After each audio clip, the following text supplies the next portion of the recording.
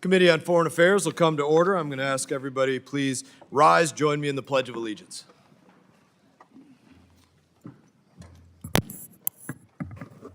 I pledge allegiance to the flag of the United States of America and to the republic for which it stands, one nation, under God, indivisible, with liberty and justice for all.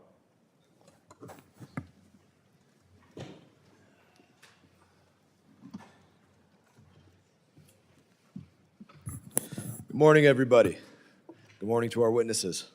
The purpose of today's hearing is to understand the importance of winning the AI arms race against the Chinese Communist Party and explore ways to ensure America dominates the defining technology of the 21st century. And I'm now going to recognize myself for an opening statement. Actually, I'm going to do unanimous consent first. I do ask unanimous consent that the chairman of the House Committee on Intelligence and Representative Crawford and Representative Molinar of Michigan be allowed to sit on the dais and participate in today's hearing. Without objection, so ordered. Winning the AI arms race is key to America's national security and our economic security. The outcome of this race, it directly affects military competitiveness of the United States of America versus China. It is that black and white. And because AI works to improve other AI, this is a very unique race where the further you get ahead, the further you get ahead.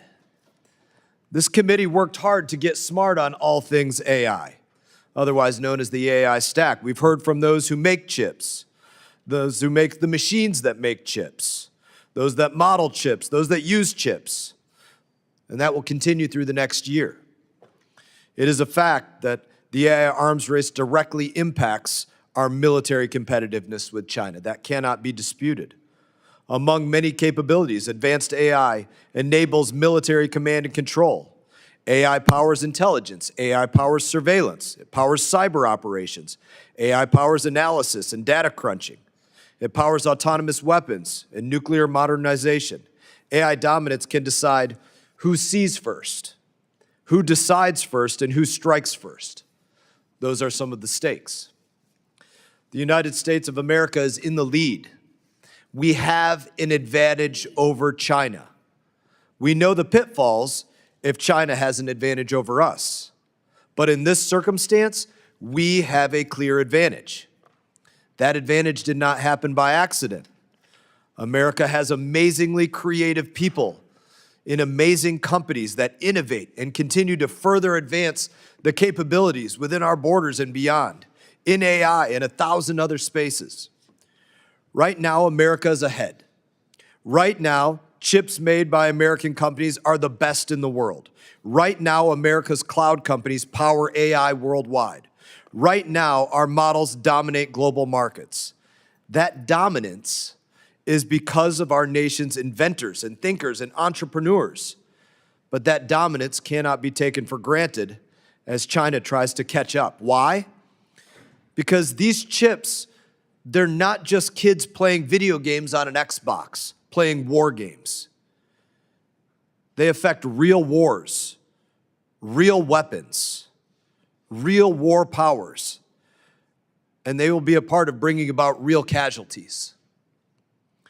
If anything, this is the highest of compliments. NVIDIA has made such good chips that if they were sold freely to the CCP would likely overtake us in the AI arms race. NVIDIA's chips are so much better than what China can make themselves that Chinese AI labs desperately want as many of these chips as they can get their hands on. That's a quantifiable fact. And Xi Jinping hates how badly that they need our chips. The evidence is already clear. When President Trump first imposed export controls back in 2019 by blocking the most advanced chip-making tools to China, our lead grew. Why? Because China cannot produce cutting-edge AI chips at scale. They can't do that. What does that mean? It means, number one, their chips are crappy compared to what Jensen Huang makes. And number two, if they try to make 100 of them, they're lucky if they get 30 of them to work. China is doing everything that they can to catch up and dominate us. So instead of our cloud companies dominating global markets, it would be China. Make no mistake, if China buys a chip, they are buying it so they can take it from an American company, or they are buying it to put a Chinese company ahead of an American company, or they are buying it to make the Chinese military better than the United States military. That is their goal. Instead of the US military having the AI advantage, the Chinese military would have the AI advantage. Just this month, Secretary of War Pete Hegseth announced the Department of War's AI strategy that said point blank, AI will redefine the character of war over the next decade. Our secretary demands 21st century technological supremacy in AI, hypersonics, and drones. Our oversight needs to keep pace with the challenge we are facing. That is why I wrote a bill called AI Overwatch that ensures our cutting-edge AI chips cannot be used by the Chinese military. It is modeled after what we already do on foreign military sales. The principle is the same.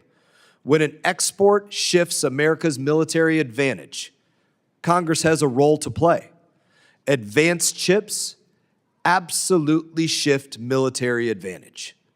AI Overwatch would include chips with those same guardrails and those in future advanced chips.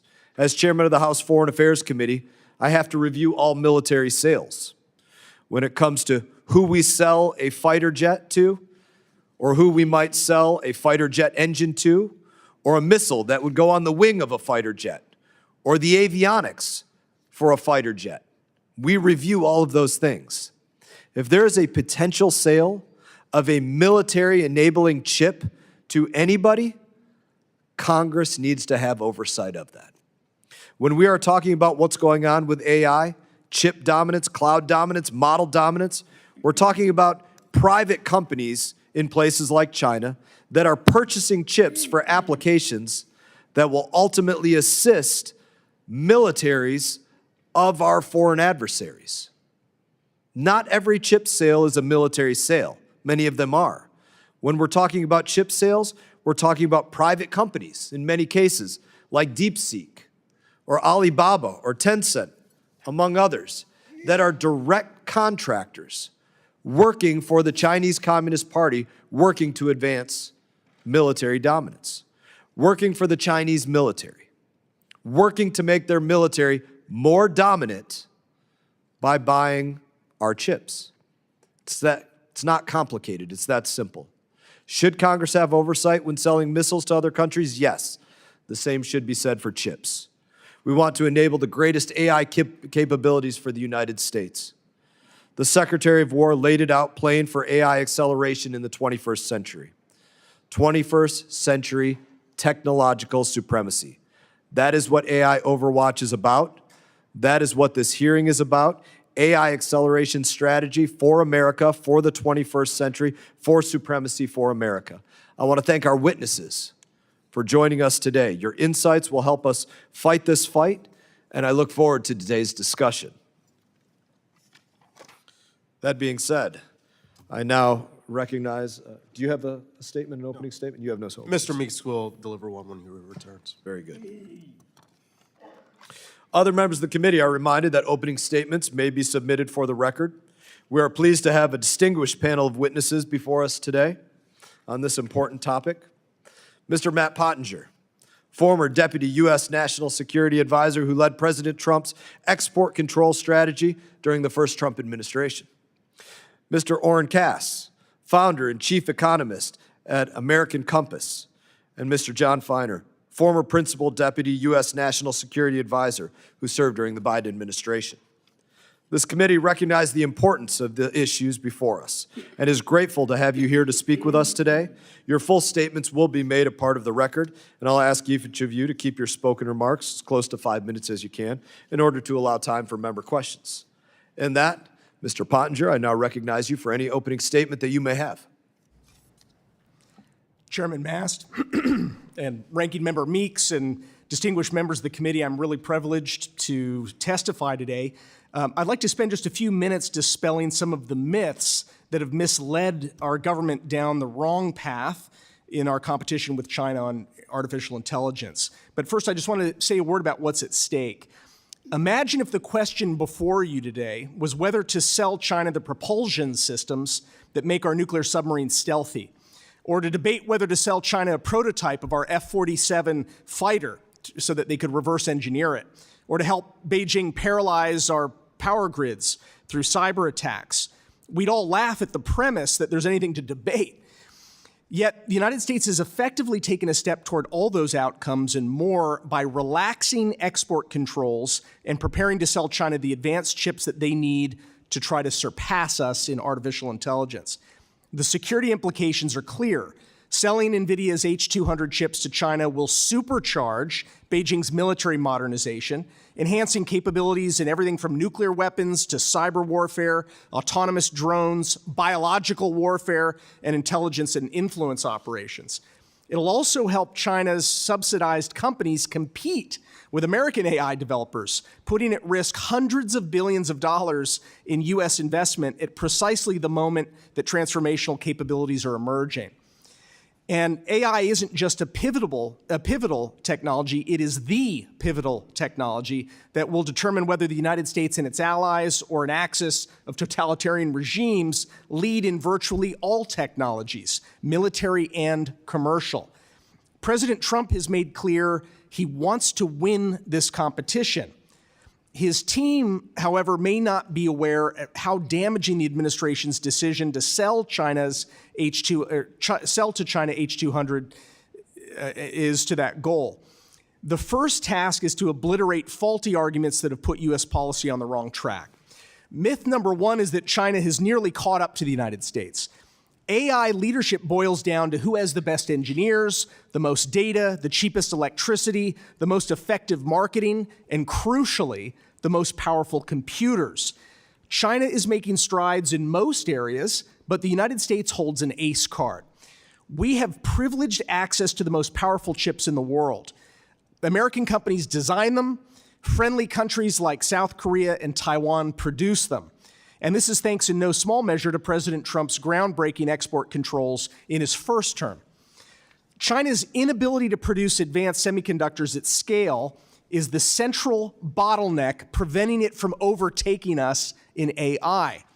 Oddly, some people argue that China is catching up so fast that we may as well lift the controls.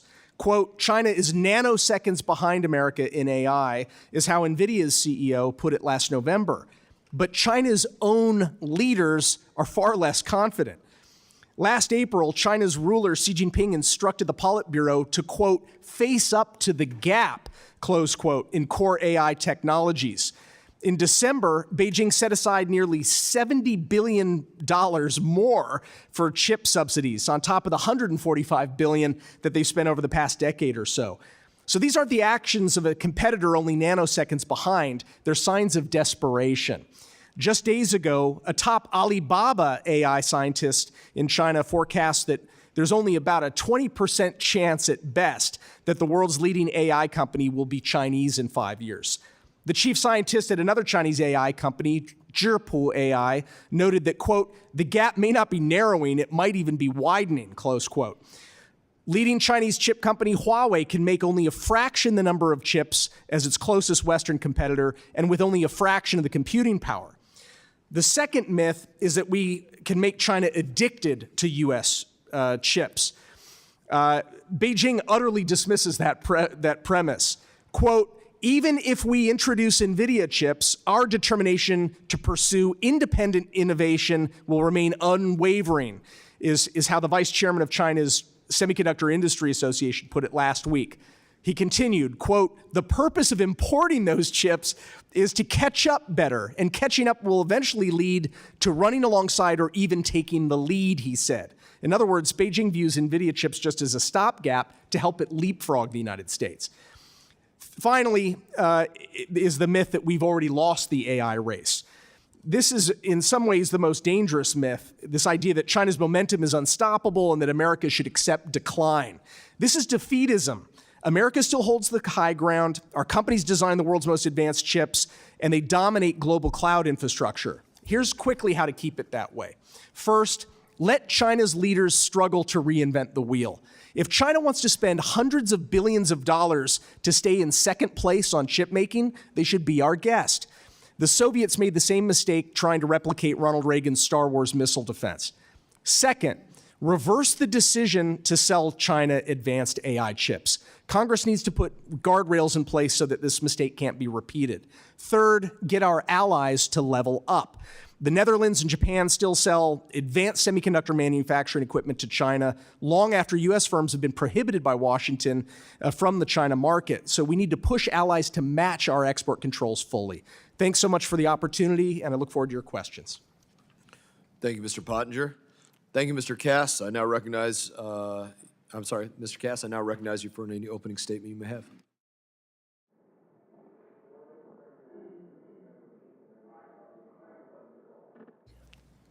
Good morning, Chairman Mast, Ranking Members Meek, and members of the committee. Thank you for inviting me to participate in today's hearing.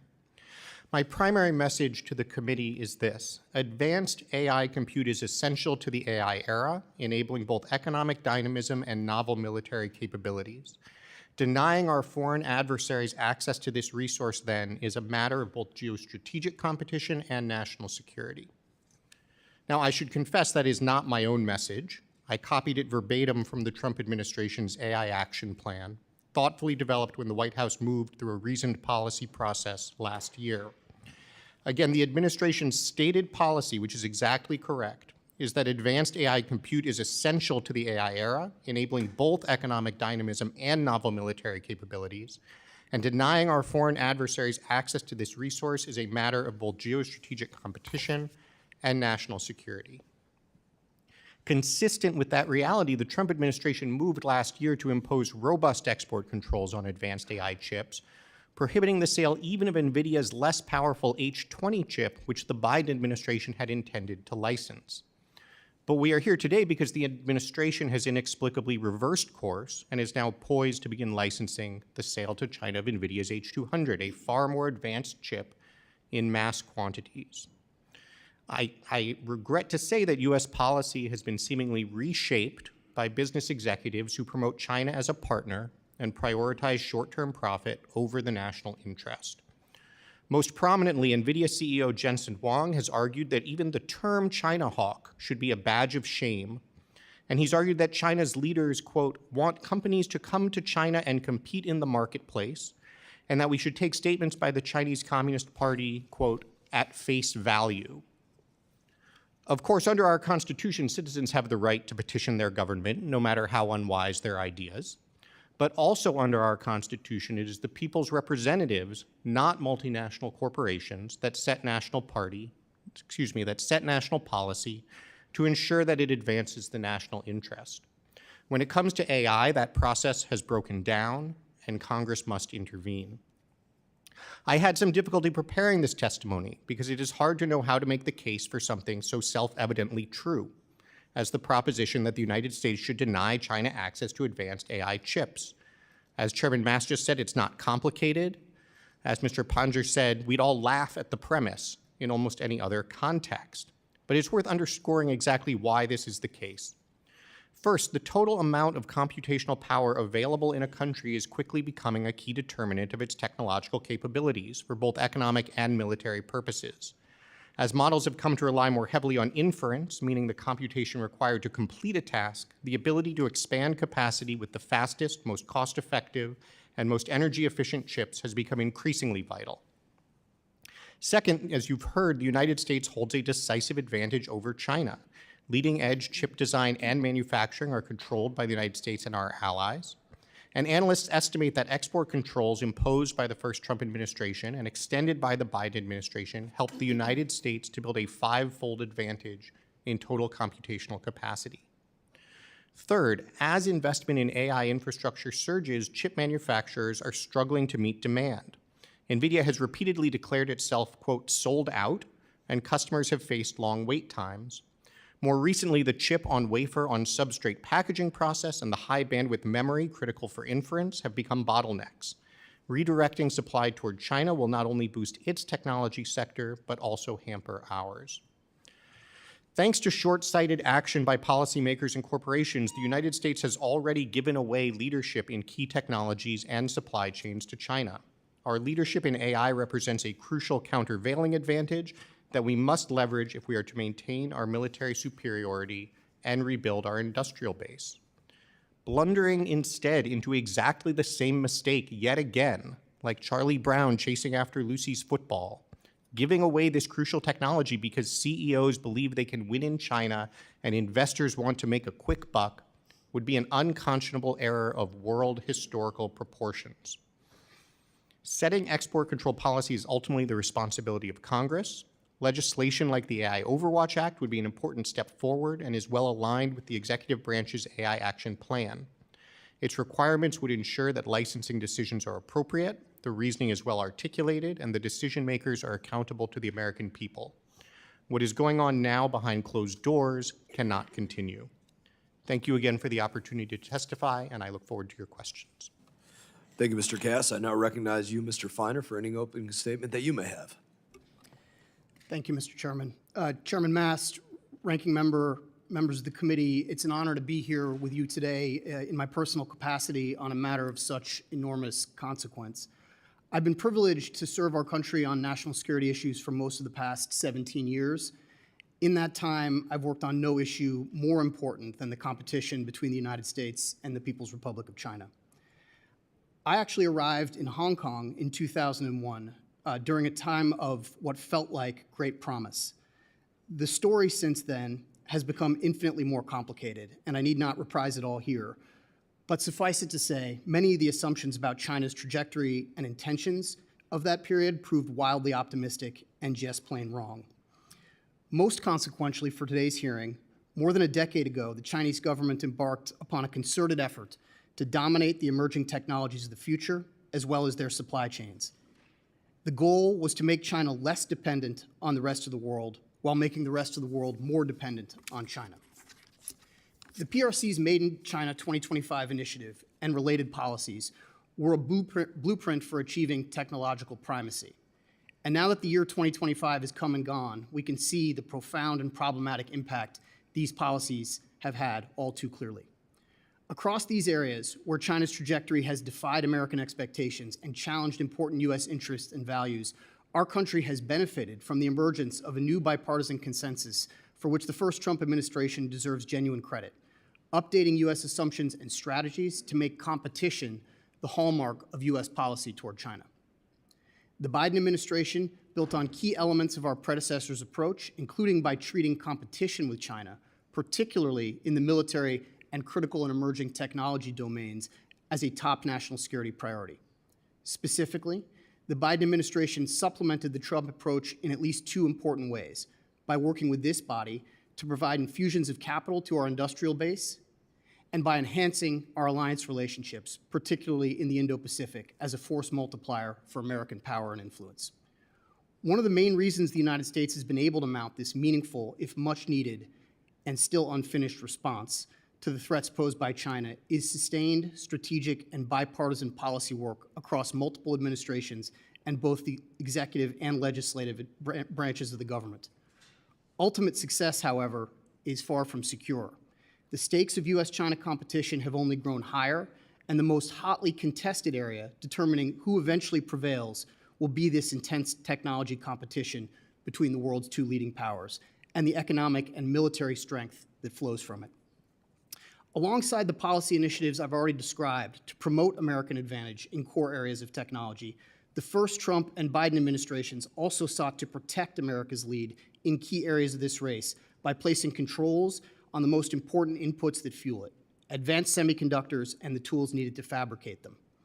Like other areas of economic statecraft, such as sanctions, export controls are not a one-off fix. They require relentless vigilance, iterative adjustment, and, when necessary, escalation.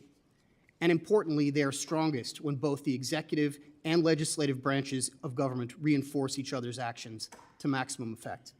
Here again, the first Trump administration deserves credit for taking the first steps with our allies on export controls, and the Biden administration built on this effort, coordinating with allies and partners to impose comprehensive multilateral restrictions on the most advanced chips and tools.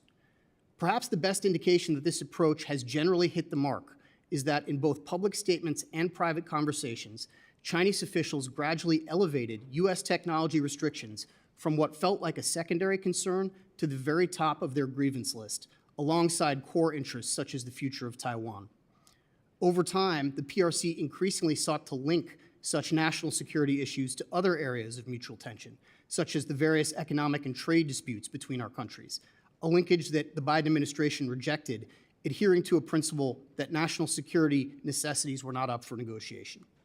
This is particularly true for AI chips, nearly all of which are designed and sold by American companies, and the advanced semiconductor manufacturing equipment needed to make them, where US, Dutch, and Japanese companies dominate the market. Together, these technologies enable the US's most important remaining advantage in the AI race, a substantial lead in compute needed to train and operate large language models. China's leaders increasingly see AI as not just one of many technology priorities, but as the critical technology that will enable their economic and military ambition. And I am aware of no evidence that suggests China has any intention of slowing down its breakneck push to indigenize chip production, even if and as it acquires more capable US AI chips in the meantime. So for many reasons, now is not the time to take our foot off the gas or to replicate the sort of complacency and overconfidence of a bygone era, only this time with far less margin for error and higher stakes. The PRC's success in this race will enable it to extend its military power and influence across the region and beyond in ways inimical to our interests, if not our way of life. Thank you again for the opportunity to explore these issues with you, and I look forward to your questions. I want to thank you all for your statements. I'm now going to recognize members for questions that they may have. I'm going to begin with myself. I think I may only get through one question, but I thought it was a great, profound story that I had read. Mr. Pottinger, you were a reporter in your past life, and I know that you spent time reporting on China and Huawei, and I think you have a story that is very analogous to what's going on in this, about telecom companies selling to Huawei at the time, thinking that they were going to cut their legs out from under them, so to say. And I wonder if you would just share that story, because I can't think of a better analogy to really illustrate the situation I think that we're in. Chairman Mast, thanks so much. In fact, I in a previous life, I was a reporter covering China for the Wall Street Journal at the same time that John Feiner was writing for the Washington Post in China, which is where we first met. One of the beats that I covered was the telecommunications beat, and this was at a time when the United States was absolutely dominant in telecoms. Remember, of course, Bell Labs, which invented transistors. The whole computer revolution began here in the United States, and companies that were spun out of that, like Lucent Technologies and Bell Labs, were making the telecommunications equipment that China was importing to build out its cell phone networks and the like. And they had a dominant lead. Other Western companies as well, like Nortel Networks, Marconi in the UK, Motorola used to be in this space. You had companies like Alcatel in France.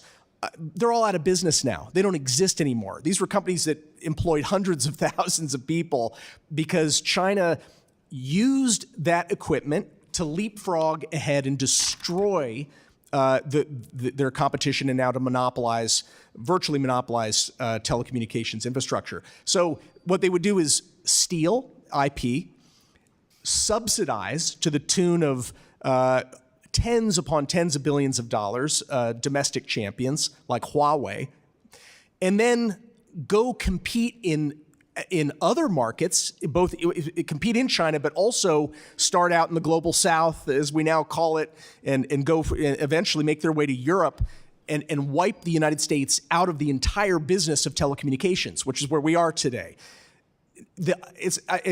Without any sense of irony here, it's actually the same Chinese companies that are trying to do the same thing again. It's Huawei that is going to try to destroy American chip designers and manufacturers using the same playbook. Suck them in, get their equipment, use the American equipment, subsidize it in order to then start stealing market share around the world, and then destroy their access. No one gets addicted to the American technology. The policy is to destroy American involvement in that whole sector, and then win the future. So we're watching the same bad movie all over again.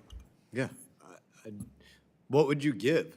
Simply, I mean, I think you laid it out, but give a lesson learned. What would you say to those that are working on AI policy today?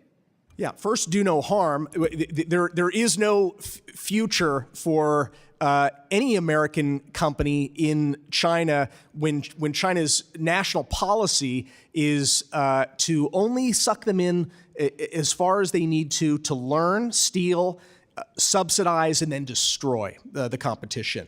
So we should not be selling even the previous generation of NVIDIA chips, the H20s that Oren was just referring to. Now we're going to head to a far more powerful chip that is virtually state-of-the-art. So when they come out with the Rubin chip, we shouldn't step back and start selling Blackwell chips. The hundreds of billions of dollars that are going into building this data center, they don't just upgrade to Rubin chips. These are American companies that are spending hundreds of billions of dollars. They're investing for the long term in current generation technology. They can't just throw out the data centers that they're investing in now just because a new generation of chip comes out. We can see that these incredible advances in AI that are taking place are actually on even older generation chips. So we don't want to just maintain a little marginal lead. We want to absolutely continue to expand our lead over the People's Republic of China. I think this is a difficult subject. It's not an intuitive subject for most people when you talk about the full stack of AI, right? Unless this is what they went to school for, it's not intuitive. And so if you can't even see vividly what's directly in front of you with this technology, it's very difficult to understand where the future can be in a year, much less 5 or 10 years, if you don't have that education in it, that imagination for it.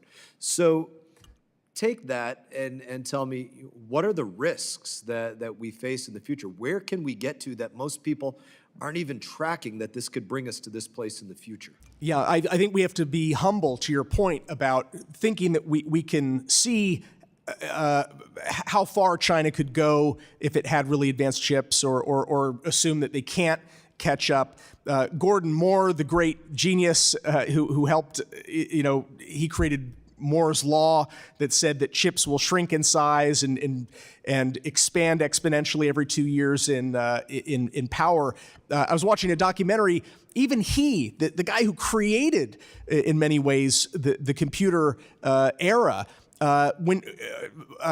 didn't realize that personal computers were going to become a thing. He was building chips at the time for big mainframes. So, I mean, the whole revolution that he brought about, he couldn't even see the implications right in front of him until after things started to move. So we don't want to give Beijing the chance to surprise us and to go beyond our imagination, because there's no such thing as civilian in one compartment, civilian uses, and then military uses in another. China has a national strategy called military-civil fusion. It's literally national policy that all civilian and commercial technology must serve the interests of China's military modernization. Thank you. Representative Obama. Thank you, Mr. Chairman.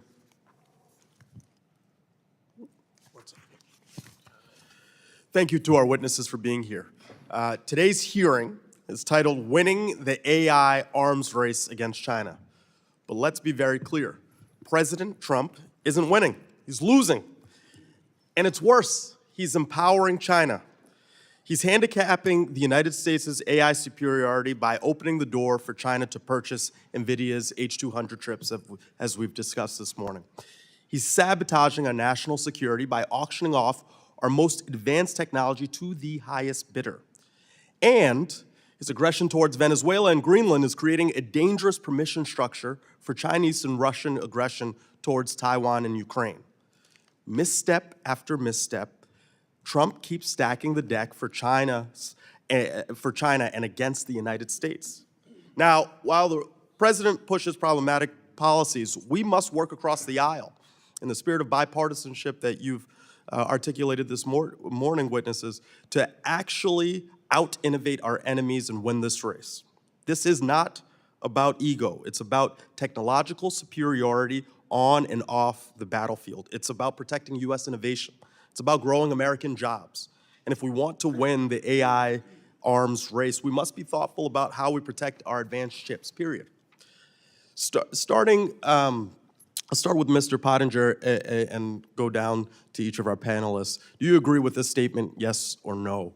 H200 chips are the building blocks of AI superiority and are integral to modern military applications. The country that controls these chips will control AI technology. The country that controls AI technology will control the future. I agree with the spirit of that comment, yes. Mr. Cass? Yes, likewise. Same answer for me. That's a quote directly from Trump's Department of Justice, released mere hours before the president announced his approval of H200 chip sales to China. I ask for unanimous consent to enter this press release into the record. Why did the Department of Justice contradict the president? Because it's the truth.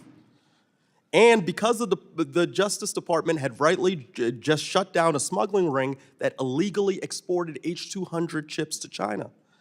Trump's own Justice Department believes that Chinese access to H200 chips will damage our national security. And I agree. That's why Ranking Member Meeks and I demanded Commerce Secretary Lutnick provide us with the rationale for the approval of the sale of these H200 chips and details on how the approval will be implemented. Yesterday, the Bureau of Industry and Security went one step further and made it easier to sell H200 chips to China by easing its license review policy. The H200 chip has 6 times more processing power than the current U.S. export controls to China.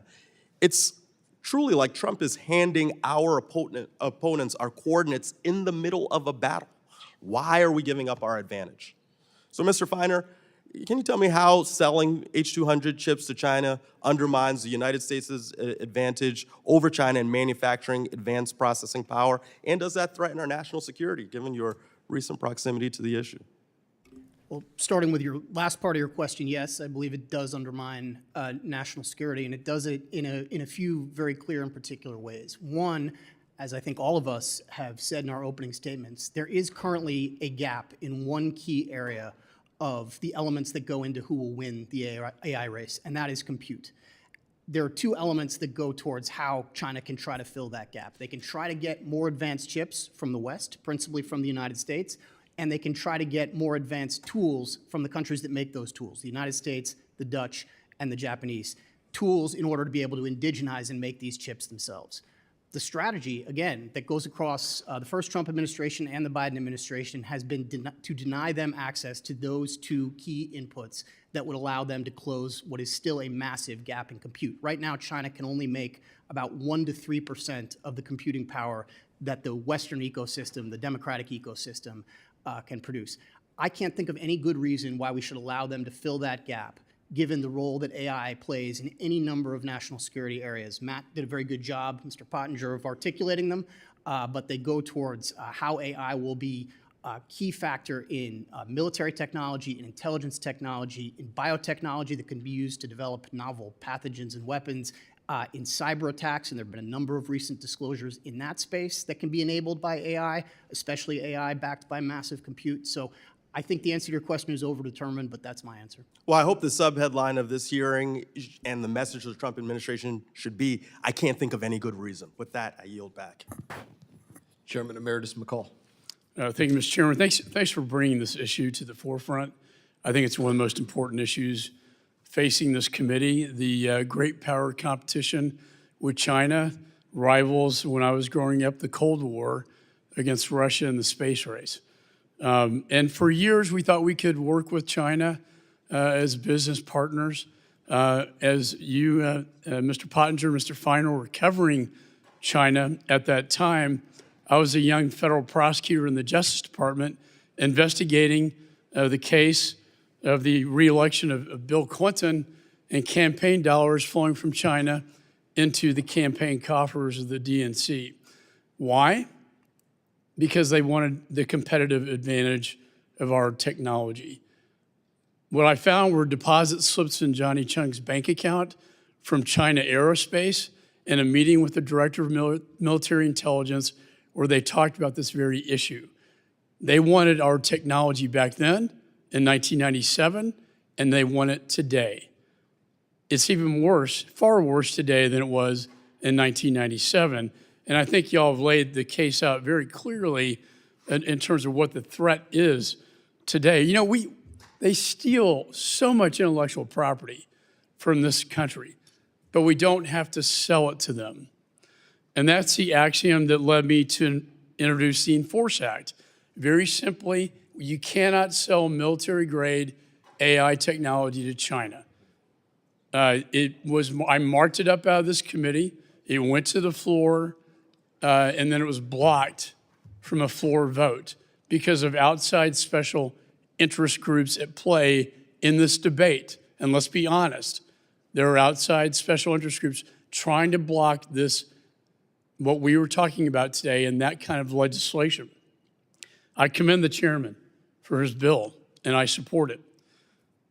My U.S. attorney in Texas, as these H200 chips were smuggled into China, said, quote, "These chips form the building blocks of AI superiority and integral to modern military applications." So this agreement with NVIDIA, we met with the CEO, and I asked him, you sold them the very chips that they use to create DeepSeek AI. AI opens the windows, the chairman said, to military-grade applications. You sold them the technology that now has given them DeepSeek AI. Granted, it was legal until we caught up with it with export controls, but it demonstrates why those controls are so important. I want to ask Mr. Pottinger this question. You said the vice chairman, I always love using the enemy's words against them, right? But the vice chairman of China's Semiconductor Industry Association said that he believes that they need NVIDIA chips to, quote, catch up. Or in other words, Beijing needs NVIDIA chips to take the lead in this great power competition. Is that an accurate statement, and can you expand on that? Very good to see you, sir. Thank you. That's right. I have a fuller quote in my submitted testimony, but Wei Xiaojun is the vice chairman of the China Semiconductor Industry Association. So in China, industry associations aren't like they are here in the United States. The founding charter of the China Semiconductor Industry Association says that their purpose is to uphold Marxism, Leninism, Mao Zedong thought, and Xi Jinping thought on socialism with Chinese characteristics for a new era. So it's basically an appendage of the party state. What he was saying just last week is that we're going to use NVIDIA chips to leapfrog NVIDIA over time. We're going to use NVIDIA chips to leapfrog the United States in AI. That is the policy. It's very explicit. And essentially you're saying we're going to use NVIDIA chips to defeat the United States in the great power competition. Those are my words, but I think it's very clear the intention behind his statement. Now, their argument is this, when you talk to them, you know, we just need to get them hooked on our chips. These are second generation chips. We need to hook them on our chips so they don't manufacture them themselves. And by the way, we need to compete with Huawei in their own market so we have market share against Huawei. Do you buy that statement, Mr. Pottinger? Sorry, Do you buy that statement that we need to hook them on our technology and sell them our technology and compete with them in their own market? China's leaders, in their own words, utterly reject the premise that they will allow their country to become addicted. And by the way, Chinese companies have, from what I'm reading, have ordered 2 million of these chips. The Chinese government may not actually let them import all of those chips because they want to mandate that Chinese companies continue to buy inferior Huawei chips at the same time until Huawei, they hope, can catch up. They'll use the more advanced AI that they're getting from the American chips, they'll use to compete with American companies and also to advance Huawei's planning and designs to catch up. So NVIDIA may actually be sort of seeding its own demise. Anytime we compete with China in their own market, we lose market share. I yield back. Thank you, Chairman Emeritus. Before we move on, I want to submit for the record a document by the Bureau of Industry Security, Department of Congress, released yesterday, 1/13/2026. It is the rule regarding sales of H-20 and H-200s, and I want to thank the administration for putting this forward, outlining no sales to Chinese military, no harm to American availability, and so I submit this for the record without objection. So ordered. And I now recognize Representative Sherman. Thank you. I'm going to spend about 1 minute on what everybody else is talking about because I think it's already been covered pretty well. I think the chair gave a great statement as to why we shouldn't be doing this. And then we have the president gets us a 15% cut on everything NVIDIA sells, or a lot of what they sell. I'll ask our panel here, should we sell F-35s to China if we get a 15% rake off for the U.S. Treasury? Does anybody think that's a good idea? I'll just, yes or no answer. Terrible idea.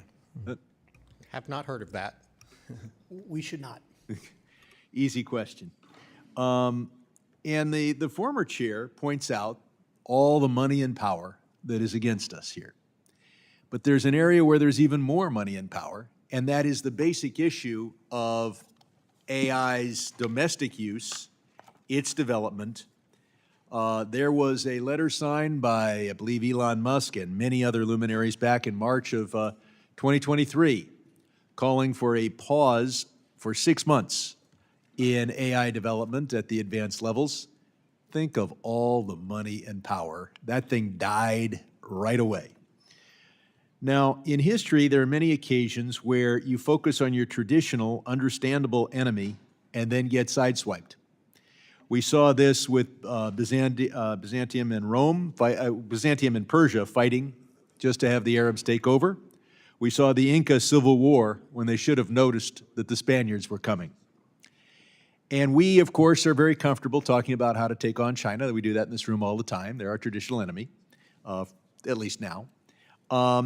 And we fail to focus that the bigger risk is AI itself. We have a situation where, for the first time ever, there's going to be a greater intelligence than human intelligence on the planet. The last time there was a new level of intelligence is when our ancestors said hello to Neanderthal. It did not work out well for Neanderthal. And trillions of dollars are being spent to make AI more powerful. I've been talking about this for 25 years. You think that I sound weird now? You should imagine what people thought when my staff told me to stop talking about this 25 years ago. So the power, there's no way we're going to pause AI research. Trillions of dollars and China are two reasons. The question is whether AI will be a tool, in which case it'll still be pretty dangerous, just as fire or nuclear technology is dangerous, or whether we're going to allow AI to become a creature, an entity with its own objectives, its own ambitions, self-awareness. Now, the proponents of AI tell us they're doing research to make AI controllable, and then when you look at what they're spending money on, it tends to be a PR effort, or they're focused on data security, which is important but not existential. But they're not really focused on the issue that is raised by this book, which I commend to everyone, but the title tells them all: if anyone builds it, everyone dies. Why superhuman AI would kill us all. I don't think anyone here can be confident that if AI were self-aware, that it would decide that it liked us. So we've got a good panel here. Trillions of dollars are being spent to make AI more powerful. Can any of you identify a program, an institute that is working right now to monitor for and prevent AI self-awareness and ambition? Go with. No. My sense is that there's a number of certainly nonprofit organizations focused on this, in addition to the research efforts that you mentioned going on in a lot of the labs. Can you name one that you think is doing a good job? I didn't bring a list of organizations. I'm just saying that. I'll ask you to furnish one for the record then. All right. And I'll go to our third witness. Can't name one. I do personally believe the most important decisions in this space are going to be made by the corporate actors themselves who lead these companies and by the U.S. government that will have to decide where to draw policy lines. Well, the U.S. government has already made apparently the decision to send the most advanced chip to China as long as we get a 15% rake off the top. And that's the entity that's got public interest at heart, at least to some degree. Nobody makes their stock price go up by saying we're going to spend 1% of revenue to prevent AI from being self-aware and ambitious. I would commend to my colleagues, I've introduced a bill, and I could really use some co-sponsors, and it's called the AI Research and Threat Assessment Act that gets the National Institutes of Standards and Technology, NIST, to begin programs on how to monitor for and prevent AI from becoming self-aware, ambitious, having its own goals. Because while some of the people worried about this talk about stopping AI research, that isn't going to happen. This hearing illustrates that. The only way we avoid what this book is talking about is if we get the benefits of AI, but we make sure that it is not self-aware or does not have its own objectives, and I yield back. Gentleman yields back. Chair recognizes Mr. Wilson. Thank you very much, Chairman Brian Mast, and thank each of the witnesses here. And it's encouraging to see the bipartisanship that we have with great leadership like with Ranking Member Greg Meeks.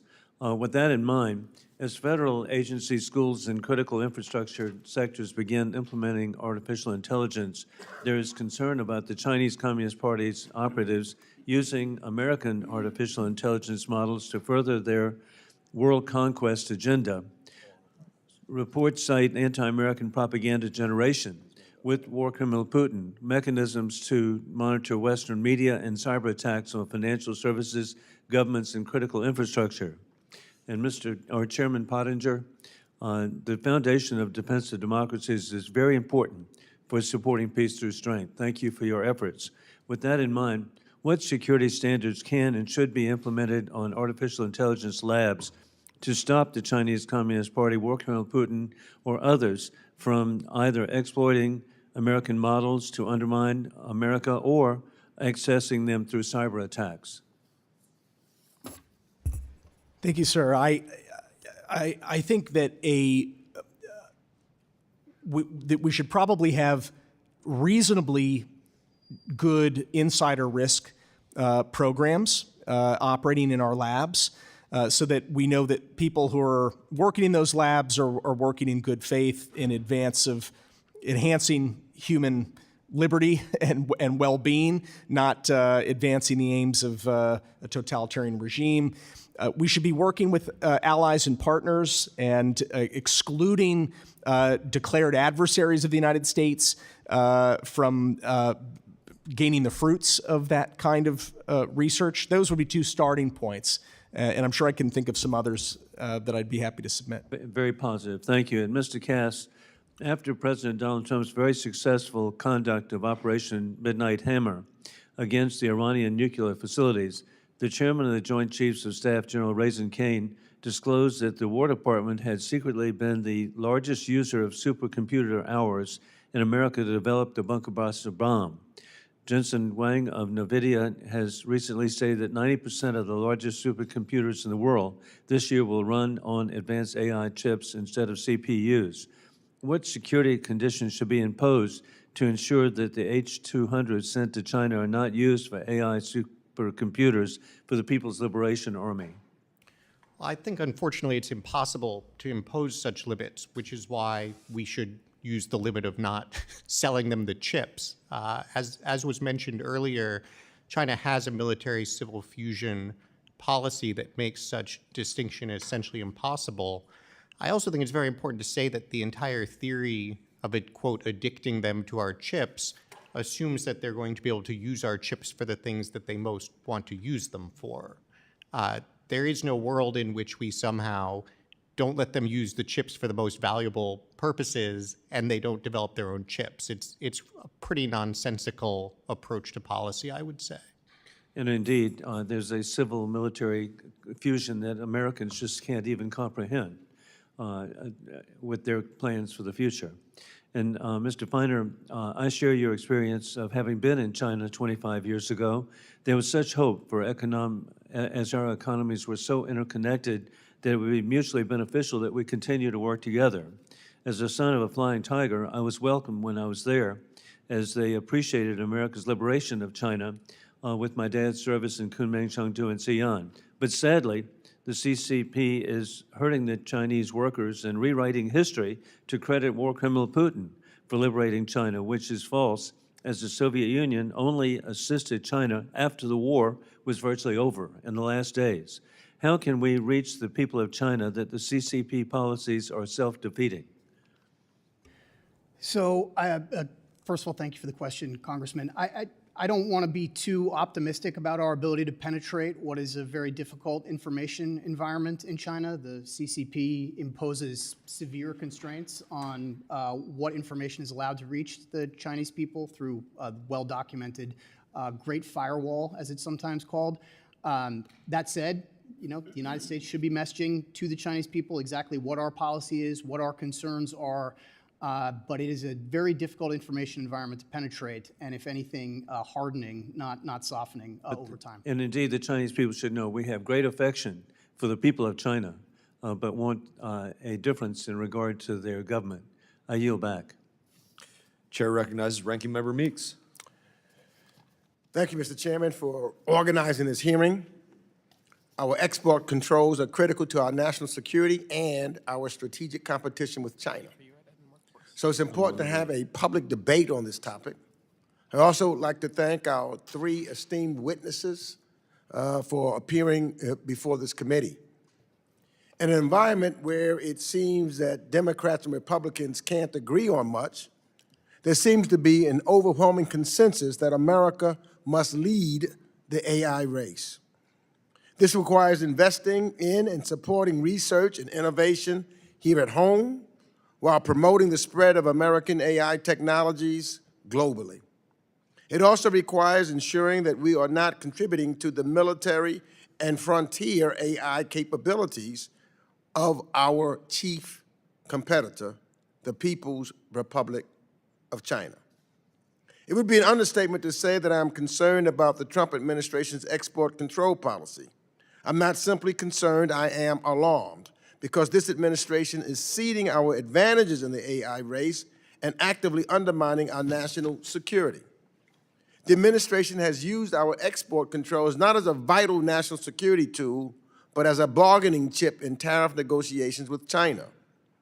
Desperate to resolve the trade war he started, Donald Trump has made multiple concessions to China to secure a trade deal. Trump rolled back his own export controls, first on selling the H-20 chip to China, then on the 50% affiliates rule, and now he's dead set on rolling back restrictions that the Biden administration put in place to ensure that our most advanced chips aren't sold to China. Last month, the president announced that he would greenlight the sale of NVIDIA's H200 chips to China, which the administration just formalized yesterday. This is a strategic mistake that will harm our advantage in the AI race and do grave damage to our national security. Just last month, when the Trump Justice Department charged two PRC individuals for smuggling H200s, it stated, "These chips are the building blocks of AI superiority and are integral to modern military applications," and I unquote. Additionally, the administration's proposal to seize 25% of the profits of H200 sales to China raises all kinds of legal, ethical, and policy questions. The Export Control Reform Act of 2018 is clear. No fees may be charged in connection with the consideration of any application for a license approval. Our national security should not be negotiable, and it should not be for sale. And that's why last month I introduced the Restrict Act to ban the sale of H-200s to China and to codify the Biden administration's restrictions on the most advanced U.S. chips sales to China. Also last month, I sent a letter to the Department of Commerce requesting license information on advanced chip sales to China, as well as copies of any government-to-government agreements related to advanced chips exports. Despite my January 12th deadline, the Commerce Department has yet to provide the information I requested. Mr. Chairman, I would like to ask for unanimous consent to submit that letter into the record. So ordered.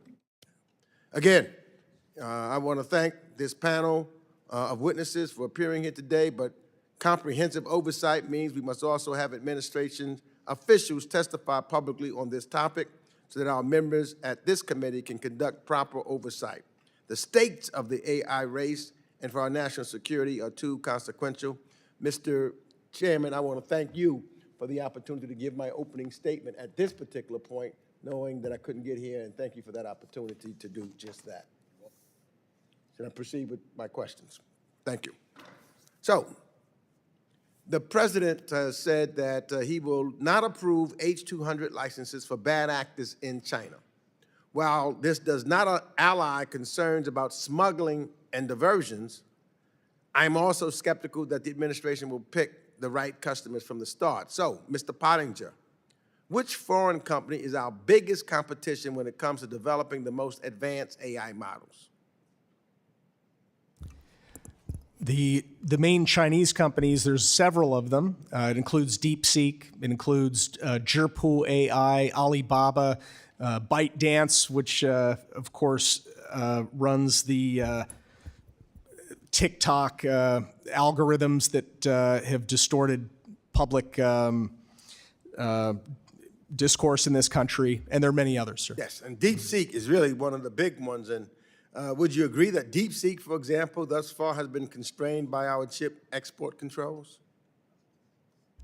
The companies, from what I'm reading, that these Chinese companies have already ordered up something like 2 million of these chips since the decision was made to start.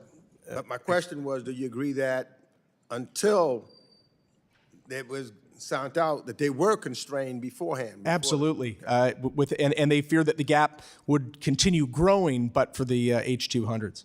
And Mr. Feiner, could DeepSeek's open source models have been even more advanced if it had access to our more advanced chips? Thank you, Ranking Member Meeks. I think the answer to that is undeniably yes. DeepSeek's model was built essentially on U.S. chips it acquired before export controls went into place, probably some chips that were smuggled subsequent to export controls going into place, and giving them access to more advanced chips will only allow them to build a better model. And by the way, you don't have to take my word for it. The DeepSeek CEO himself was recently quoted as saying, "Our problem has never been funding, it's the embargo on high-end chips." And so you also think selling H-200s to DeepSeek could hurt our lead in the AI race? Yes. I agree. It appears the administration does not, though. In fact, when a member of this committee asked the BIS Undersecretary to commit to denying H-200 licenses for DeepSeek, he refused. So if this administration can't promise that they won't sell H-200s to DeepSeek, how can we have any faith that it will make sound judgments about which end users in China should be approved for H-200s? Let me go to something else that I'm deeply concerned about, and that's the idea that export controls could be used as a chip in trade deals. I'm interested if any of our witnesses can see a scenario where we should use export controls, which is at its core a national security function, as a bargaining chip on trade deals, as the administration has admitted it is doing. Let me start, I guess, with you, Mr. Feiner. What's your view on whether we should bargain away export controls for trade deals, and what does it mean for our credibility with allies and partners, and how it could impact our broader export controls framework? I believe a good principle, Ranking Member, is not to barter, exchange, or negotiate issues of national security in the context of trade negotiations or other economic challenges, whether that's national security-related export controls or doctrinal policy toward Taiwan or any number of other national security issues we have with the PRC. Mr. Pottinger? I second that. Mr. Cass? Certainly in the context of the negotiations they've been holding, there's nothing to negotiate. China's not able to offer anything of value because it's not interested in actually having a constructive relationship with the United States. So let me ask this, will be my last question.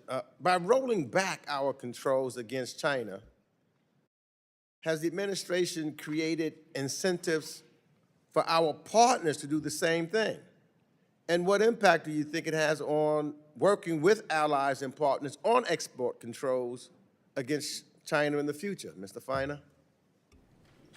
So I mentioned in my opening statement, as did some of the others, we haven't focused on it as much in the questions, but the other key control that is placed on technology going to China is semiconductor manufacturing equipment. And there is almost an explicit, certainly an implicit understanding among the United States and then the other countries that make this SME that if we are going to ask of them not to give their companies access to the Chinese market to sell SME, we should be asking the same thing of our chip makers, not to have access to the Chinese market for the most advanced semiconductors. If we roll back or erode the restrictions on our own companies, certainly the incentive is there for them to roll back or erode the restrictions they're placing on their own companies, and that's one of the big concerns I have about the recent announcement related to the H-200. Thank you. I yield back. Thank you, Ranking Member Meeks. And I don't know if the Ranking Member had a chance to read the final rule issued yesterday or not, but it does state very clearly no chips will be approved if there is a military end user, and there are very specific controls in it to ensure no remote access by a number of end users as well, which is something new, whether that's for Belarus, China, Cuba, Iran, Macau, North Korea, Russia, Venezuela, as well as parent companies' headquarters in those places. And the rule, as I submitted it for the record, also states no chips can be approved at the expense of Americans. So it's important to note those things are in that final rule as well. And I now recognize Representative Perry. Thanks, Mr. Chairman. I think it's also important that the whole story be told here, and that recent reporting says that Chinese customs authorities have blocked all H-200s from actually getting through customs in China, and that's another indicator that they're really not interested in a substandard chip, and there's a lot of politics involved in this. But look, we're all, I think, interested in safeguarding America. Mr. Cass, U.S. controls don't preclude equipment going to China, but they just preclude American equipment going to China. Some of the advanced test equipment, for that, there are only two suppliers, right? One is an American company that is not allowed to supply Huawei. Another is a Japanese company that does. And this test equipment is essential to improving the design and efficiency. Shouldn't we, or should we focus on what we can do to stop the single foreign company from undermining our controls and helping Huawei develop these advanced chips? Yeah, thank you for that question. I think it raises a very important point, and one that Mr. Feiner was just speaking to as well, which is that for this policy to be effective toward China, there are alliances that need to be maintained, and we do need to hold hands with our partners in standing against China. This sort of situation where the U.S. imposes an export control, but an ally doesn't, harms our own company without doing much to accomplish what we want in China. So I think we need to further strengthen the terms on which we really insist that our allies work with us on this. We do have laws in this country that allow us to further that, and we should use them. The problem, as Mr. Feiner just said, is it is awfully hard to do that if we are at the same time opening up China for our own companies. And so we should absolutely focus on those sorts of issues you've raised, but we are not going to be able to do that unless we get these fundamental export controls with respect to our own producers right. Certainly I understand that, and I'm sure that Japan understands it's a big world with a lot of different moving parts, and we're talking about one company. And I'm sure there's a way to bridge that gap and maintain the alliance while hemming China in. Mr. Pottinger brings me to a critical vulnerability, which is dual-use companies on DOD's 1260H list of the Chinese military companies still able to access U.S. capital markets today, even as of the June 30th, 2026 procurement ban as that looms. This afternoon, I will be introducing the Divesting from Communist China's Military Act, which would mandate automatic treasury inclusion of any newly added 1260H entities onto the NSC-MIC list within 90 days. This would restrict U.S. persons from purchasing their securities, harmonizing the regimes, and cutting off capital that funds dual-use AI breakthroughs like reasoning models for autonomous swarms or generative tools for intelligence analysis. Technically speaking, many 1260H firms contribute to the PLA's military-civil fusion pipelines that accelerate adoption of civilian LLMs into the defense system. Does closing the investment loophole strengthen our position and send a very strong signal?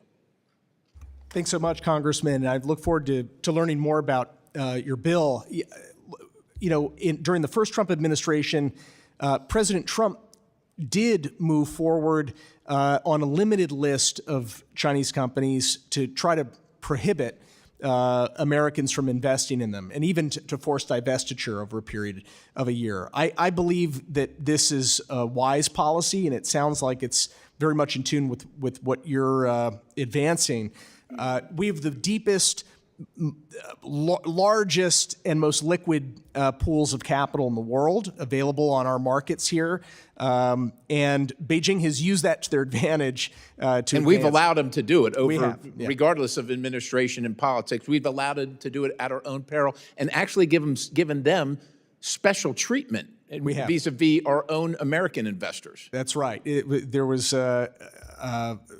fortunately, the Holding Foreign Companies Accountable Act that was passed a few years ago that was designed to close at least one of those loopholes, and I'm not even sure that has been closed yet. So thanks for your leadership on that. Appreciate it, Mr. Chairman. I yield the balance. Representative Liu is recognized. Thank you, Chairman Mast. Before I talk about AI, I want to talk about Venezuela. This morning, Democrats held a special hearing on Venezuela, and we did so because Republicans refused to hold a public hearing on Venezuela. I'm just going to state a very obvious fact. If Republicans thought what Donald Trump did was good, why are they afraid to talk about it? Why are they afraid to hold public hearings on Venezuela? Because they know that Donald Trump's Venezuela operation is a disaster. Donald Trump said he is acting president of Venezuela. And what did we learn from the State Department recently? They just issued a dire warning telling Americans to leave Venezuela right now because there are armed militias running around targeting Americans. And the Exxon CEO recently said to the White House, to Donald Trump's face, Venezuela is uninvestable. I demand that this bipartisan Foreign Affairs Committee hold a hearing on Venezuela to get the truth out to American people. Now let's talk about AI. So as far as I can discern, this is the White House policy on AI. Suppress federal bills on AI, try to suppress any state from regulating AI, and then sell advanced AI chips to China. And now I'm speaking to the tech industry. Following the White House lead, they have led you down a dark and wrong path because it's resulted in the three things you want to avoid. Backlash from the American public. You've got now backlash from Democrats and Republicans, and you've got multiple states regulating you. So maybe you just ask your large language model for a better approach, because it's not following the White House policy. It's led you down the wrong path. Now, specific to export controls on AI chips, I think there's really only one question here, which is, well, how long is this going to delay China from getting the chips? Or getting the same sort of capability. I served on the U.S. Air Force on active duty. One of the reasons we have an amazing Air Force is not because we have a fighter jet no one else has. It's because we have a fighter jet no one else has for 10 to 20 years. So in terms of AI chips, if you were to tell me that stopping or banning high-performance chips in China would hold China back for 2 weeks, I'd say sell these chips to them. If it was 2 months, I'd probably still say sell these chips to them. If it was 2 years, I would say no, we probably shouldn't sell these chips to them. So my question is, what NVIDIA has said is that the highest performance Chinese chip, which I understand is the Sen 910C, is comparable to the H200. So I just want to ask that question of all of you. Do you agree with that? And if you don't, what is a timeline we're talking about here? 2 months, 2 weeks, 2 years? Anyone can answer that. I'll speak to it briefly. I think it's a very important question to focus on the actual technical details. And it is, first of all, just not the case that any chip coming out of Huawei at this point is the equivalent of what the H200 can do. I think it's also important to make two other distinctions. One is just how many chips Huawei can produce. Somebody mentioned earlier, and exactly correctly, even if Huawei can produce a couple 100,000 chips in a year that are equivalent to some American chips, the U.S. can produce millions. And as Mr. Panjur mentioned, that's why China is now trying to buy, the Chinese companies are trying to buy millions of these chips, because it is not just the capability of the individual chip, it is the scale. And then the final point, I would emphasize that as this scaling up is happening so quickly, the cost and the energy efficiency of the chips is extraordinarily important. So it is true that China is finding workarounds, stringing many more less powerful chips together and so forth to try to advance its efforts.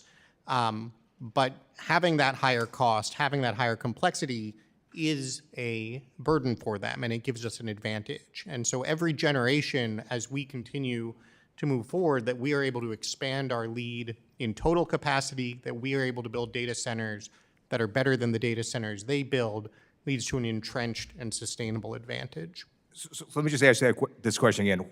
How far would we be setting China back if we didn't sell them the H200 chip? 2 weeks, 2 months, 2 years? Longer. Years. I liked your analogy. The H200 is an F-35. Just because we're now going to be building an F-47 is not grounds for us to start selling all of our F-35s to China. Your analogy is exactly right. These are massive investments that American companies have made into current generation technology. Just because there's going to be another generation later is not a reason for us to bring China up to where we are. Chinese AI scientists, as early as just a few days ago, were all bemoaning the fact that without advanced American chips, the gap is actually growing. They are falling further behind the United States. Thank you. I yield back. Gentleman yields back. Chair recognizes Representative Huizenga. Thank you, Mr. Chairman. I just want to say thank you for your work on this hearing. You and I have been spending a fair amount of time in conversations, both in and out of SCIFs surrounding all of this. And I also want to just say to the fine folks at BIS, I appreciate this rule and the step towards that. But we all know, one, the devil's in the details, and two, rules and regulations are only as good as your willingness to enforce them. And that is what we're going to be watching for on this. So I'm going to start. Obviously, we've got some crown jewels here in artificial intelligence with Colossus 1 and 2 data centers, thanks to Elon Musk, which together host more than 1 million H100 equivalent AI chips. Data centers like this underpin, I believe, America's advantage in AI versus the Chinese Communist Party and their capabilities. So, Mr. Cass, let's say China had its own equivalent of Colossus 1 and 2. What kind of military intelligence and economic capabilities could that unlock? I think it's important to distinguish between two steps. There's both a question of to what extent can they train better and more powerful models, and then what capacity do they have to actually be running the models. And so certainly, to the extent that they have more of the most advanced chips, can build a cluster more like Colossus, they're in a better position to train a more powerful model.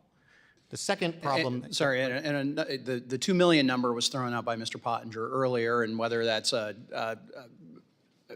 actually at 100% accurate or not, we know that any significant number of those types of chips could bring this type of capability, correct, and basically create the ecosystem. That would be a step change for China to have access to that many advanced chips. Yes, and just to then emphasize one additional point, and this goes to the Congressman's question about how far behind China is. At the end of the day, the rate that you can deploy AI, whether for defense or in your economy, comes down to the total amount of computational power that you have. And so I think a best way to think about whether we are ahead or not is what share of that most advanced computational power do we have. We were roughly at parity with China before we imposed all these export controls. We now have a 5x advantage.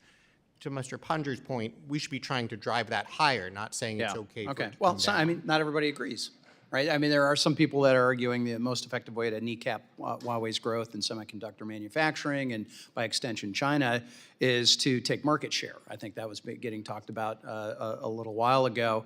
They believe that mass sale of AI chips will then basically allow us to front run. It's been a while since I've read Sun Tzu's Art of War, but I kind of remember a few concepts of this about how you're going to suck your enemy in before you then do an end around on them. And it seems to me that two things can be true. They may need advanced chips currently, and they also may still strive to develop their own indigenous chip systems. So it seems to me that some people are arguing, well, yeah, but if we just sell these to them, then it's just going to drop off, and it's not going to happen. And now, there's been some, and I think it was Mr. Cassie who had suggested maybe Xi Jinping may not allow this, or whoever the decision makers are. We know it's pretty much him. So what happens if Xi decides not to block Chinese AI labs from purchasing H200? What if he does decide, does that mean America should be selling these H200s or even more advanced chips to China to sort of entice them in? Yeah, absolutely not. And you're right. Xi Jinping has made clear, and it's cascading through his system, the message is Chinese companies can buy a certain number. It's not clear how many they're going to permit them to buy of these H200s, but they'll be required to continue buying inferior Huawei chips so that Huawei can catch up and eventually basically push NVIDIA completely out of the market. So it's a total fairy tale to think that this is a way to addict China to our technology. We've seen it over and over and over again. In my closing moments here, I think Mr. Perry had talked about and asked about testing equipment. I would note that I have a bill, the Semiconductor Technology Resilience, Integrity, and Defense Enhancement Act, STRIDE Act, which would require our allies to adhere to our own export controls, and I guess the question is, should the United States use foreign direct product rule to end foreign backfilling? What we're seeing is some of our allies are allowing that backfilling to go in and do repairs and enhancements and those kinds of things. We should, if necessary. Our goal should be to reach a good agreement that everybody holds hands on and wants to work together on, but we certainly have that stick available, and it should be part of our strategy if we need it. And I know, Mr. Chairman, my time, he just gave me the wink like you're done. So, but I do appreciate the extension there, and this is extremely important, and I appreciate everybody's time and attention. Thank you. Representative Kamlagerdev. Thank you, Mr. Chair, and to our witnesses for being here today. I will say it is a new low for this majority to refuse to even discuss, let alone conduct oversight of the president's invasion of Venezuela and potentially U.S. partners around the world. This committee has never made itself as irrelevant to our country's foreign policy as it is right now. And I don't know how this majority expects to credibly call out the dangers of China's AI capabilities if Trump is committing the same coercion, exploitation, and imperialism they warn could come from China. I call that cognitive dissonance. But if we're going to talk about AI and the AI competition with the PRC, then we also need to sound the alarm about how Trump is causing us to lose the AI race. So at his meeting with Xi Jinping in October, Trump bailed himself out of his own trade war by negotiating away new export restrictions. So since then, he has reportedly prohibited new export controls on China to avoid rocking the boat, leaving us with less tools and leverage than before he started his trade war. So, Mr. Feiner, would you say that removing our ability to impose new restrictions on the AI technology sold to China is detrimental to protecting U.S. leadership in AI? Representative, I would agree with that statement, yes. Thank you very much. So I'm hearing a lot of excuses that it could be worse. But that's not what I want to hear. I don't think that's what the American people want to hear when we're talking about national security. So, Mr. Pottinger, does giving China up to half the amount of H-200s that American customers have access to significantly boost China's global competitiveness in AI? It's damaging to the U.S. national security interest and to our commercial interest. I mean, the interest of U.S. companies. You know, every time one of these chips is made, even in H-200, which is slightly, less capable than the F-35 instead of the F-47. Right, the F-35 and the F-47. It means that there's less capacity available to make actually the more advanced chips that American companies want. And that's because many of the components that go into the chips are the same. So for example, there are high bandwidth memory chips that are made by a company in Korea that go into the H-200s that we'd be selling to China, as well as into H-300s and other chips that American companies are buying. That means it's zero sum. The more chips that NVIDIA makes for China, the fewer that will be available for American companies. That's right. So basically, these chips are a big deal. And I want to say that the most powerful AI chip on the market right now are the Grace Blackwells, but Trump lifted restrictions on the sale of a very advanced, the F-35, H-200s. And we do know that Trump is visiting China in April. We don't know if he will eventually put the sale of Blackwells to China back on the table. We don't really know that. So, Mr. Pottinger, you've previously said that selling Blackwells to China would be catastrophic for U.S. technology leadership. Do you stand by that statement? Certainly. Okay, thank you.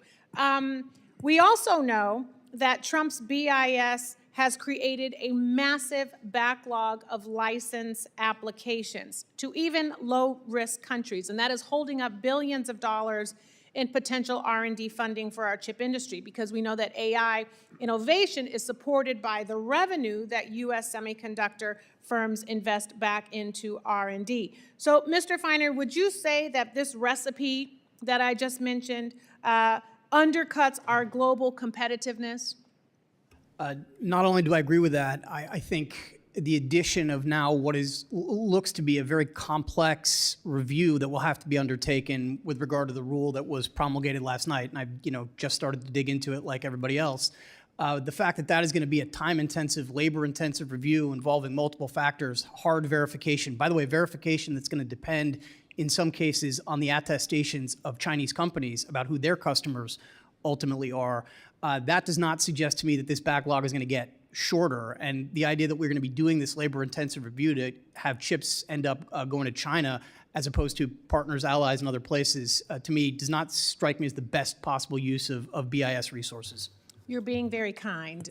Thank you for your responses, Mr. Chair. I yield back. Representative yields back. I would say know your customer, know your client requirements are very significant. I applaud the administration for putting those in there. Now I recognize Representative Burchett. Mr. Cass and Mr. Pottinger, what are some of the economic implications of China getting an edge over the U.S. in AI manufacturing? And I worry about this body specifically getting involved in regulating AI because, I mean, I joke around and some of these guys are still driving a 72 Pinto with an 8-track tape player, and they're gonna, I mean, I couldn't even spell AI when I got up here, so I'm just trying to figure out where we're at on this thing. Sir, either one. I'm glad you've raised the economic dimension of it, because I think obviously we've focused first and foremost on these national security issues. The economic dimension of this is enormously important, I think, especially in the context of the reindustrialization that we are trying to pursue in this country.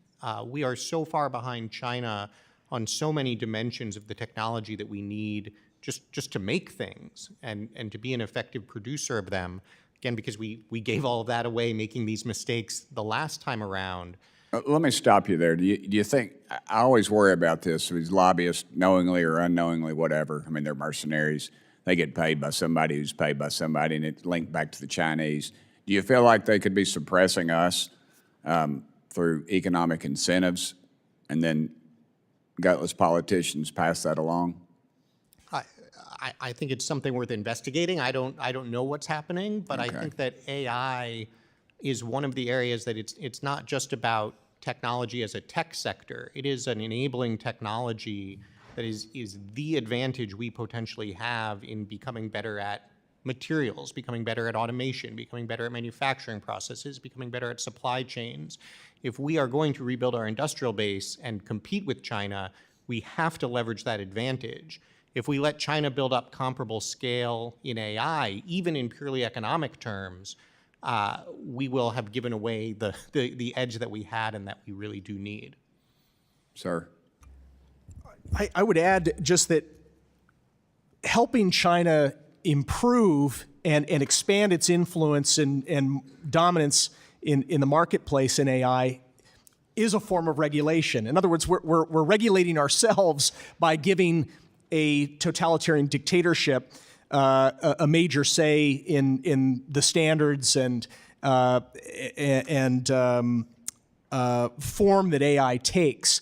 China regulates more than this august body's ever regulated in its 250-year history. So if we're allowing Chinese companies to move ahead, we are accepting the intrusion of government regulation, except that regulation is being made in Beijing. Well, that goes to my next question. How close are they? I hear they're a nanosecond behind us. What does that mean? I'm from East Tennessee. Help me out a little bit here, bro. I do not dismiss the very remarkable innovations that are also coming out of China. They've got good engineers. They've got access to more data than we do because there's no privacy from their government. But the crucial problem for them, the crucial bottleneck, is they don't have the computing power we have. And according to Chinese scientists themselves, as early as a few days ago, they were saying the gap is widening. We cannot catch up to the Americans unless we have that kind of computing power. If these export controls remain the same as they are now, who do y'all think will lead the AI race, say, in 5 years? Yeah, if we don't give China a launch pad to try to leapfrog us, we're going to win. Okay. We'll win this. Should there be a total ban in place, NEL? A ban, sir, on selling H200s ban on chips, and others? On the chips? Yes. Agreed, okay. Okay, if China were to move on Taiwan, what do you think that would mean for the U.S. technology and innovation? This would be a disaster for the United States because Taiwan is a friendly democracy. They've built up an incredible capacity. In fact, the only major capacity in the world to make these advanced chips, all kinds of advanced chips, including the ones we're talking about. So if China coercively annexes Taiwan, we're basically giving China a kill switch over our whole tech economy. Mr. Cass, you want to add anything to that, brother? All right. All right. Well, I'll yield back my remaining 1 second, Mr. Chairman. Thank you. Representative yields back. Representative Costa is recognized. I thank you for that additional 1 second. I too hope that at some point, given everything that's occurred here in the last 10 days, that this committee will reflect on its jurisdiction on these challenges we face in Venezuela. Having said that, I think that this effort with regards to AI in China is obviously critical. And let me begin by asking the 3 witnesses here, because I think regardless of which political party you're a part of or which administration, I look at China through this prism, and I would like to know if you agree with me or not. China is an adversary, number 1. Number 2, China is a competitor. And number 3, China is a vast market. And it's, I think, with that backdrop that we ought to look at this challenge with regards to AI. Do the 3 of you agree with that? I agree with you, Congressman, in that order. China is an adversary. Yes. First, it's been a competitor for a long time. To the extent that it's a vast market, it's not one that is open and welcoming of Americans. Right, and their reputation for following the World Trade Organization or the rules of, world global markets is lacking. Let's be clear about that as well. The conditions of the export authorization, Chinese customers cannot use chips for military purposes. However, when the CCP's national level military civil fusion strategy, it seems to me this rings hollow. Would you agree with that?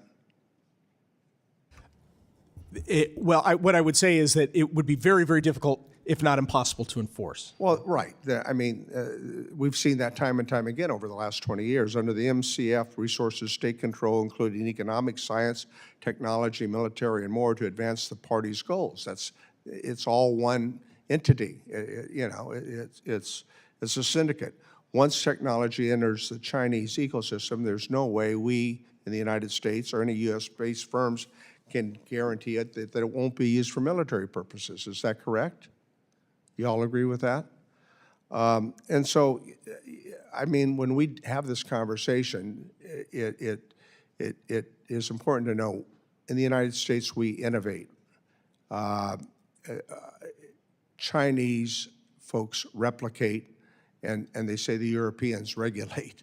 But the fact of the matter is we need to maintain our innovative edge, right? Any action on a commercial trade that would close that gap in favor of the Chinese would be a nonsensical starter from my perspective. Would you agree? Why would we want to give our adversary the opportunity to equal the playing field in any circumstance, especially when you understand what the Chinese Communist Party is all about? I think, we owe a lot of efforts to the revolution in technologies that have occurred in Silicon Valley and elsewhere in this country. It has made an incredible economic growth for the United States, but why would we cede those innovations on the investments? And by the way, those investments in part were made by federal taxpayer dollars for the U.S. government that was in our own interest, and that includes the RISC-V, which is an open standard instruction set architecture for computer processors, essentially a blueprint for designing computer chips, which received early stage support and funding under DARPA, under the Defense Advanced Research Projects. Today, Chinese companies, and you go there and you can see it, are touting their use of RISC-V chips that they use for self-driving cars and AI models and their data centers. Is that not correct?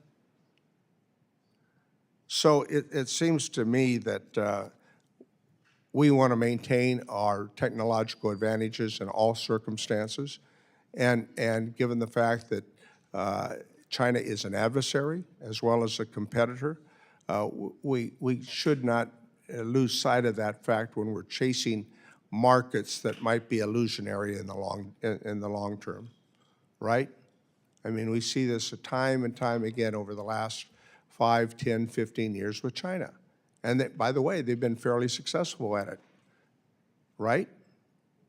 So what would you advise us to do on the current proposal by this administration regarding the sale of these chips? Well, thank you, Congressman. One would be to legislate to backstop rules that the administration puts forward. If the rules that the administration put forward are enforced, I think it would have a pretty good shot at restricting, if not cutting off, the flow of advanced American ships. But I think Congress is going to have to act to ensure that those rules would even be followed. And we should be consistent. I like consistency. I yield back the balance of my time, but I think this is a conversation that we're going to continue to have if we want to maintain our competitive edge. That's the bottom line. Thank you, Representative Costa. And we will look forward to doing, in addition to the classified briefings that this committee has led on Venezuela, open source hearings when their information is less sensitive surrounding the political prisoners being released, the conversations going on with the acting president who's working with us. And I'll certainly bring up then likely that the time that it took to snatch Maduro was less than most of us take to speak in this committee.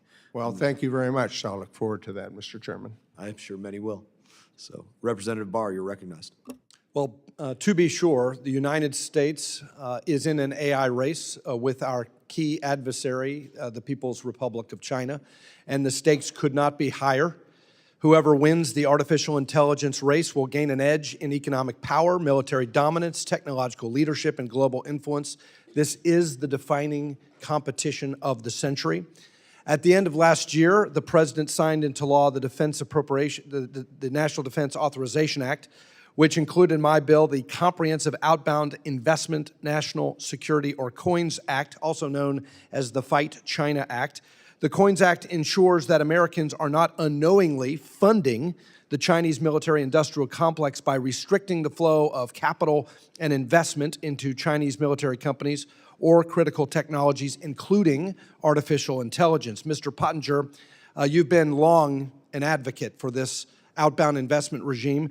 How should the Treasury Department think about defining AI in their outbound rulemaking? I literally just came from another hearing across this building with Assistant Secretary of Treasury for Investment Security, the new Assistant Secretary Chris Pilkerton, and I asked him about Treasury's plan for implementation of this. Can you give advice to Treasury on this? Thanks for your leadership on these issues, Congressman. And I would be. I'd want to prepare something thoughtful in talking to them, but Treasury is a major national security component of the U.S. government, including on where capital flows in ways that could harm us in our lead on AI, or conversely expand our lead. Well, export controls is obviously an important tool in the economic statecraft toolbox, but so is Treasury implementation of this legislation.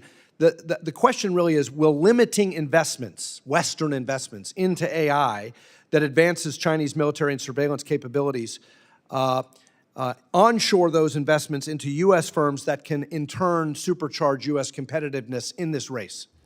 I think so. Okay. Let me move to another component of the AI race, and that's power. That is the massive increase in power demand that will accompany these AI data centers. Firm baseload power is paramount to the future of AI, as our own Department of Energy estimates that data center power demand is likely to double or even triple by 2028. Kentucky, my home state, is a massive coal-producing state. We literally, after 115 years of mining coal, still sit on an ocean of coal.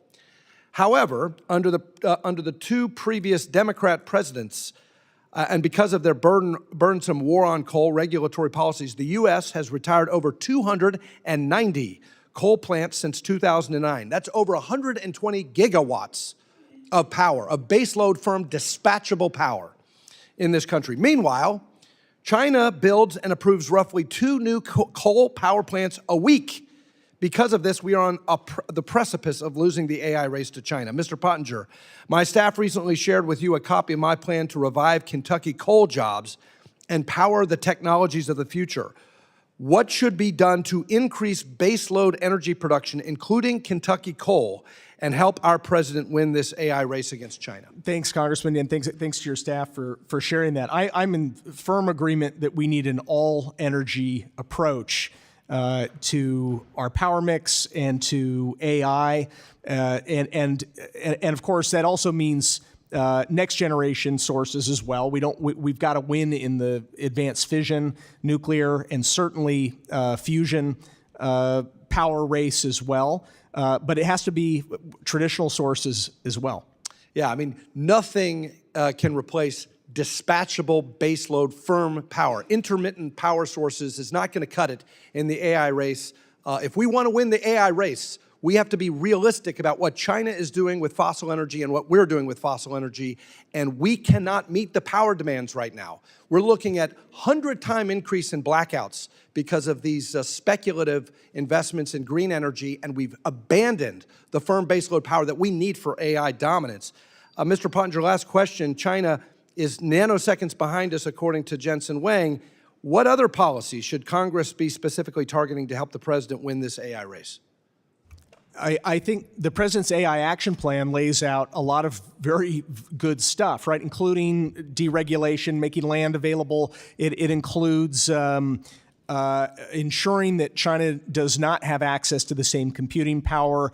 Just a few minutes ago, we were talking about how important it is. The only thing worse than giving China really powerful advanced American chips would be giving China the ability to make its own advanced powerful AI chips. And so American companies have already been restricted from selling semiconductor making equipment to China. We need to make sure that the Netherlands and Japan and other countries are not, should have to abide by the same rules that American companies are, because it's actually going to make the democratic world safer and more prosperous.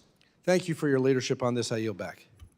Representative yields back. Representative McBride is recognized. Thank you very much, Mr. Chairman and Ranking Member Meeks, for convening this important conversation. I'm actually going back and forth between this committee and Science, Space, and Technology, where there's a concurrent hearing happening on AI policy as well. And I'm glad that this Congress is so focused across committees on this important area of innovation and of policy. I think what is abundantly clear is that the continued expansion of AI, the continued development of AI technologies is going to represent one of the most significant transformations for our species since at least the Industrial Revolution, and perhaps even arguably since human beings thousands of years ago stopped being nomadic creatures and became stationary agricultural-based societies. And that presents huge challenges, huge opportunities, huge questions for this Congress, for policymakers, for developers to grapple with. But regardless, for folks who are watching, regardless of whether they are predominantly excited about the opportunities with AI or predominantly concerned with the challenges that come with it, I think all of us here, and I think most people at home, can recognize that no matter how you feel about AI, we want the United States to lead. We want the United States to lead in this space economically. We want the United States to lead in this space due to national security. And we certainly want the United States to lead in this space so that AI is informed by our values. And of course, today we are talking about a critical tool in guaranteeing American dominance and American leadership in this space, and that is, of course, export controls and what feels like an ever-evolving position by the current administration vis-a-vis export controls. And if you are someone who believes in export controls, we obviously want to make sure that those tools are as effective as possible, that those controls have integrity. And so, Mr. Feiner, I'd love to come to you first, recognizing that no policy tool is perfect. There are limitations of every tool. What are some of the difficulties that come with enforcing export controls that the U.S. federal government, that Commerce has experienced in the past? Representative, one difficulty historically has been the resources allocated to enforcement, to the BIS, as we've discussed. And by the way, this body should get a lot of credit for working to enhance those resources. More people means more enforcement, and I think that is fundamentally a good thing. Second, and we've talked about this in the course of this hearing as well, particularly when it comes to adversarial countries, hard targets, if you will, like China, access to information can be extremely challenging, even with the most rigorous enforcement. And so, for example, know your customer requirements that are well-intentioned and important can be very difficult to enforce in practice just because the information base that is being drawn upon is deliberately opaque. Entities use all manner of evasive tactics, from shell companies to just outright obfuscation and lies to try to hide their hand. And so there is this ongoing cat and mouse game. So to me, the most important aspect of enforcement is that it has to be ongoing and vigilant and iterative. It is not a one-off. Well, that leads me perfectly, and I think I can guess what you will say given that answer, but that leads me to the topic that I know a couple of my colleagues had brought up, which is last night's rule from the Commerce Department on the H200 chip sales. The new rule prohibits the sale of chips for any, quote, military end use, quote, military intelligence end use, or to a, quote, military or, quote, military intelligence end user, with compliance hinging on the department's licensing and vetting process. So given the existing backlog at BIS and past challenges enforcing controls because of limitations among the enforcers, how confident are you that the U.S. can sell these advanced chips to China while reliably ensuring they're not diverted to military purposes? Look, it gives me great concern. I think it would be a very appropriate topic for interrogation and oversight by this body. And in addition to the ability to actually enforce effectively this rule, I think the other area that we've not really touched on is what a dangerous precedent it could be if this same approach is applied to even more advanced chips going forward. And nobody has indicated that is the plan, but if past precedent is predictive, then I think that's something that we should be watching for very carefully, because applying this approach to Blackwell's, for example, I think would be even more dangerous. Thank you very much. And I'm out of time, but I just want to thank all three witnesses because you've been incredibly helpful today with your opening statements, with your answers on this important topic, and I yield back. Representative Mills is recognized. Thank you, Mr. Chairman. I wish my colleague was still in the room, but I wanted to talk a little bit in response to her Venezuela comments.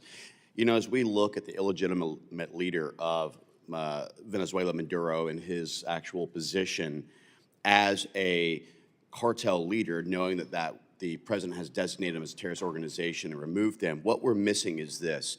Yes, the illicit drug trade that was going on has been prevented as a result of the Department of War and the Secretary of War's actions when it comes to stopping these cartel boats from coming in. But this was never really just about oil, just about drugs, just about the removal. It's also about the denial of resources. And what we have to understand is that China, Russia, Iran, North Korea, this geopolitical alignment, this axis of evil, if you will, is what we're actually up against. Not a great superpower competition, but actual adversaries. And the president understands that. And when 70% of China's actual oil capabilities and energy comes out of Venezuela and Iran as they're buying up all of those sanctioned oils, this actually puts further pressure on them. And that's what we need to do, whether it's in a military, economic, or whether it's in a supply chain, resource, or in the AI space. America has the ability to advance well beyond, not just in the AI field, but in the quantum entanglement space and the AI autonomous self-healing drone capabilities, et cetera. And that's why it's so important. But I want to correct one thing, and I just want to make sure that I understand this correctly. We keep talking about the H200 chip. Now, we sell military hardware to many nations, but what we do is that we actually diminish some of the things, whether it be targeted packaging or certain types of electronic advancements, and making sure that the U.S. always stays superior in every single way.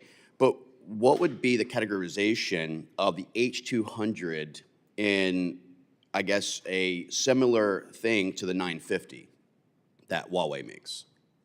Anyone have any idea what that comparison would be between the two?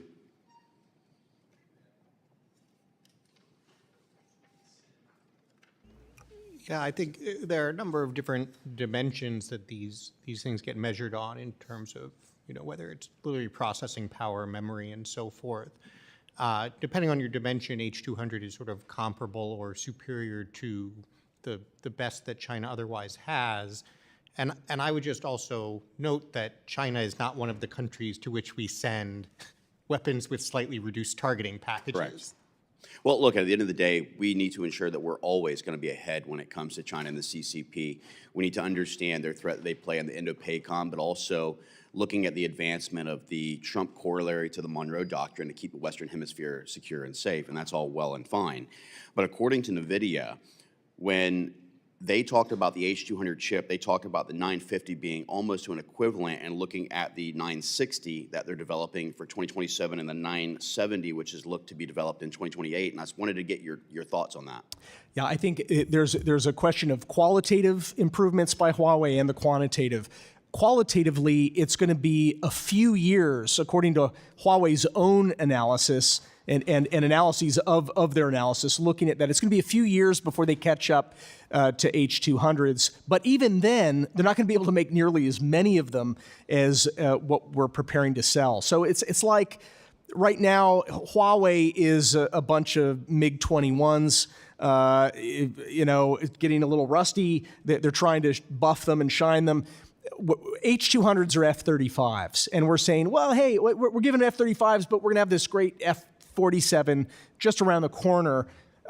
So it just doesn't make sense. I mean, you could make that case if this were an ally of the United States. This is someone who's going to actually be enhancing our deterrent.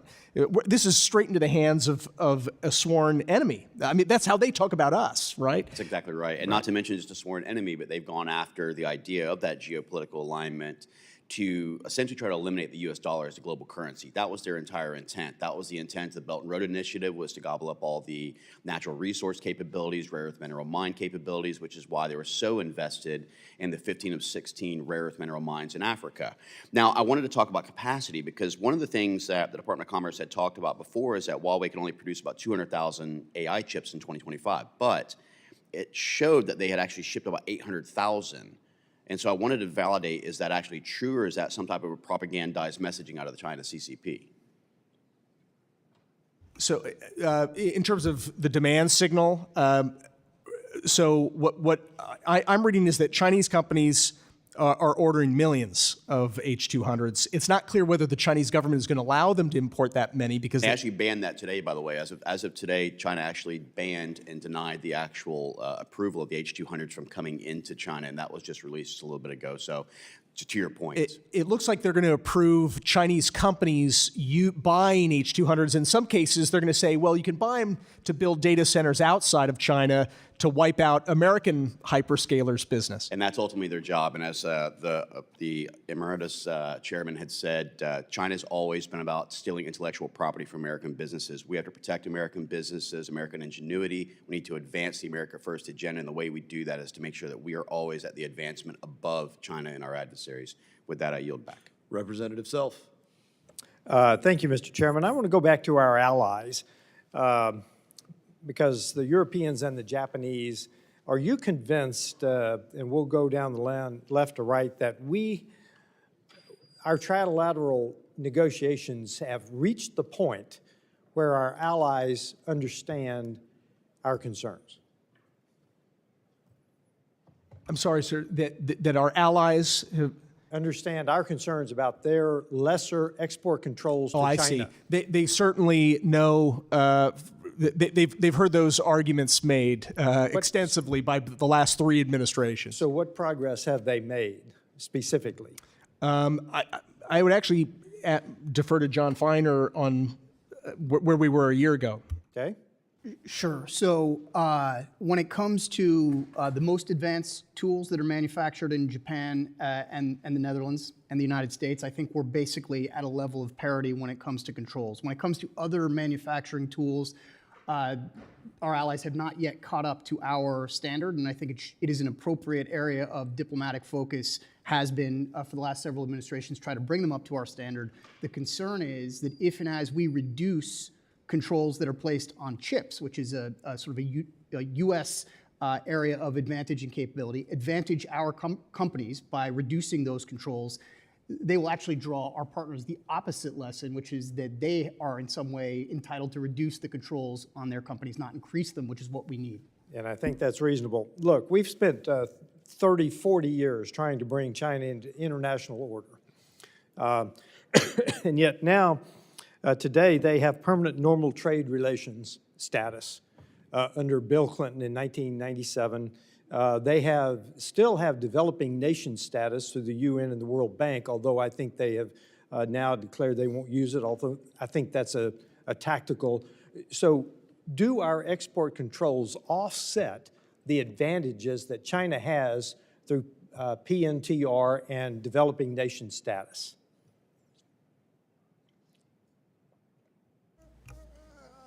To some extent it does. To some, I think it's a little bit apples and oranges. I think those statuses you were describing go much more to China's ability to become a dominant producer.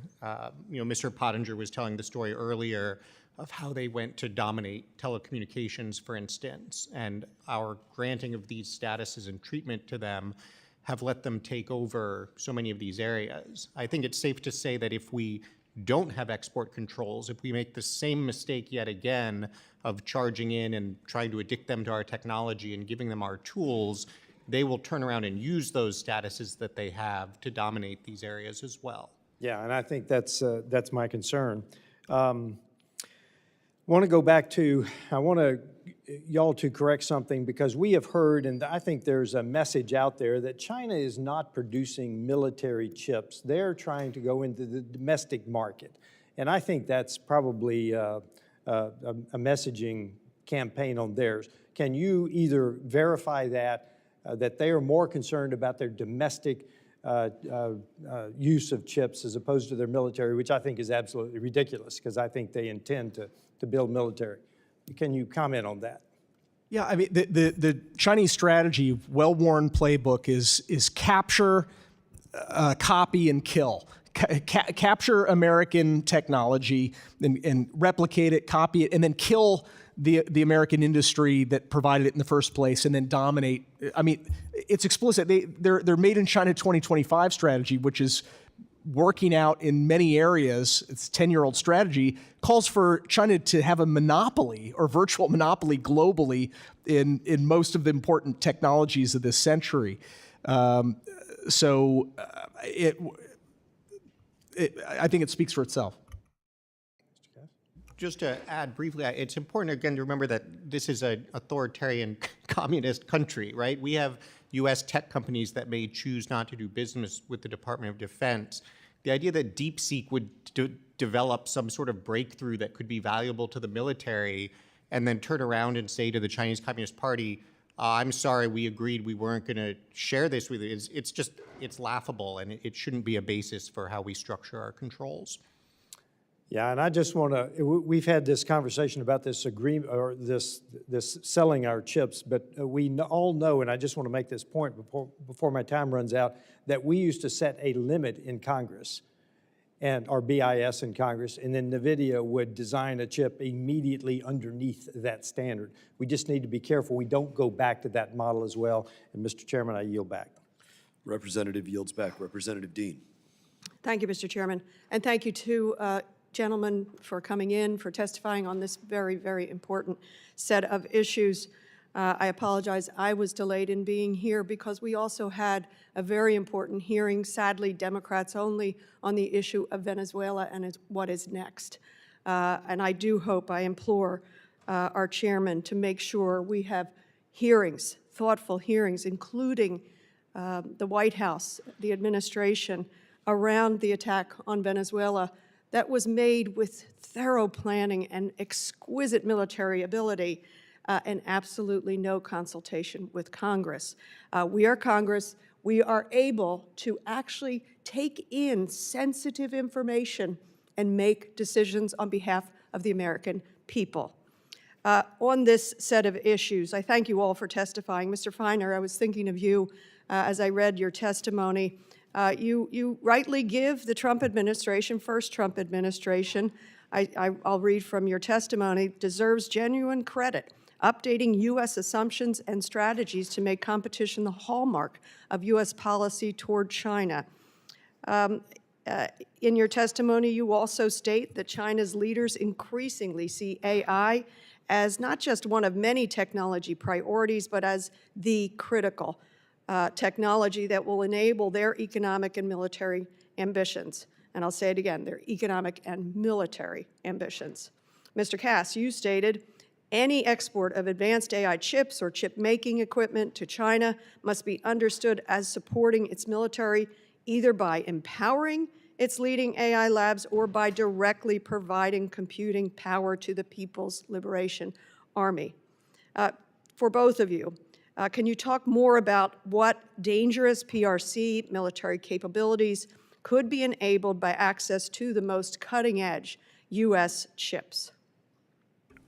Well, it's interesting, Representative. I'll read you a quote that's not from my testimony, but frankly could have been, which is that advanced AI compute is essential to the AI era, enabling both economic dynamism and novel military capabilities.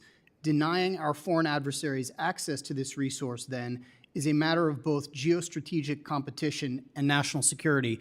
And that quote is from the Trump AI Action Plan from July 2025. So I fully agree with that. I suspect, although I won't speak for them, my fellow witnesses today fully agree with that quote and believe that U.S. policy should be conducted consistently with that principle that's articulated there. In terms of what the specific dangers are of not adhering to that, we've talked about a number of them today. There have been recent disclosures, in particular in the cybersecurity domain, about very sophisticated, very advanced, and even effective AI-enabled cyber attacks that have been conducted by manipulating advanced large language models, an American advanced large language model in this case, but from a Chinese threat actor. That's one area of, I think, significant national security concern. We've talked as well about how AI can enable more sophisticated, more advanced military planning and the conduct of military operations, as well as intelligence capabilities.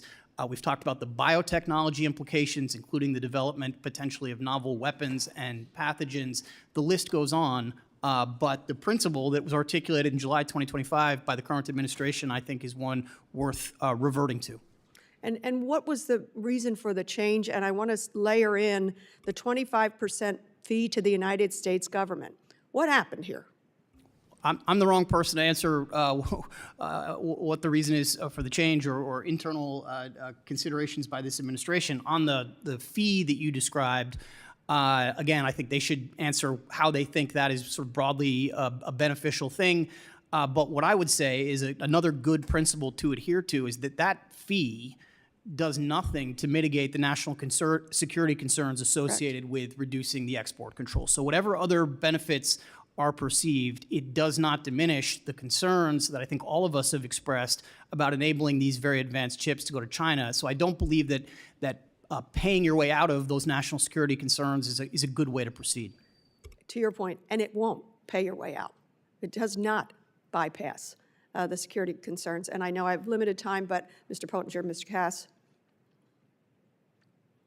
I would agree with what Mr. Feiner said. I would just add to your question about what has changed. You know, I think the public reporting has indicated that, unfortunately, members of industry that are very eager to earn money selling chips have had an outsized influence on what the policy has become, and that underscores why it is incumbent on Congress to act in the American people's interest. Thank you. Appreciate that. I agree with that. Mm-hmm. Thank you. Thank you all. Thank you, Mr. Chairman. You're welcome. And absolutely, in addition to the classified briefings that this committee has offered on Venezuela, we'll make sure Democrats have the opportunity to complain about enforcing existing laws and conducting the arrest of criminals who have warrants against them like Maduro. And I now recognize Representative Kim. Thank you, Chairman. I want to thank our witnesses for joining us today. The competition with the Chinese Communist Party in artificial intelligence is not theoretical, right? It's already shaping military power and economic strength. AI will define how wars are fought, how intelligence is gathered, and how authoritarian regimes project power beyond their borders. And there are many components to AI leadership. But the evidence shows that advanced compute is the single most important advantage the United States still has. and the CCP is determined to erode.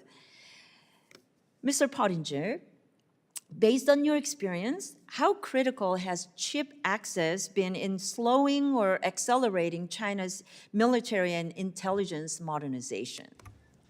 Nice to see you, Representative Kim. A better authority than me would be Chinese AI scientists themselves, and they characterize it as a decisive issue. I had mentioned earlier in my testimony that one of the lead scientists of a leading Chinese AI firm just a few days ago at Tsinghua University, they held a summit, an AI summit, said we'd be lucky if we have a 20% chance of seeing a Chinese company as the lead AI company 5 years from now. And that's because they cannot make chips and they can't buy them until unfortunately now. So hopefully we'll be able to row that back. You know, despite massive state subsidies, what are the real constraints China still faces in producing high-quality AI chips at scale?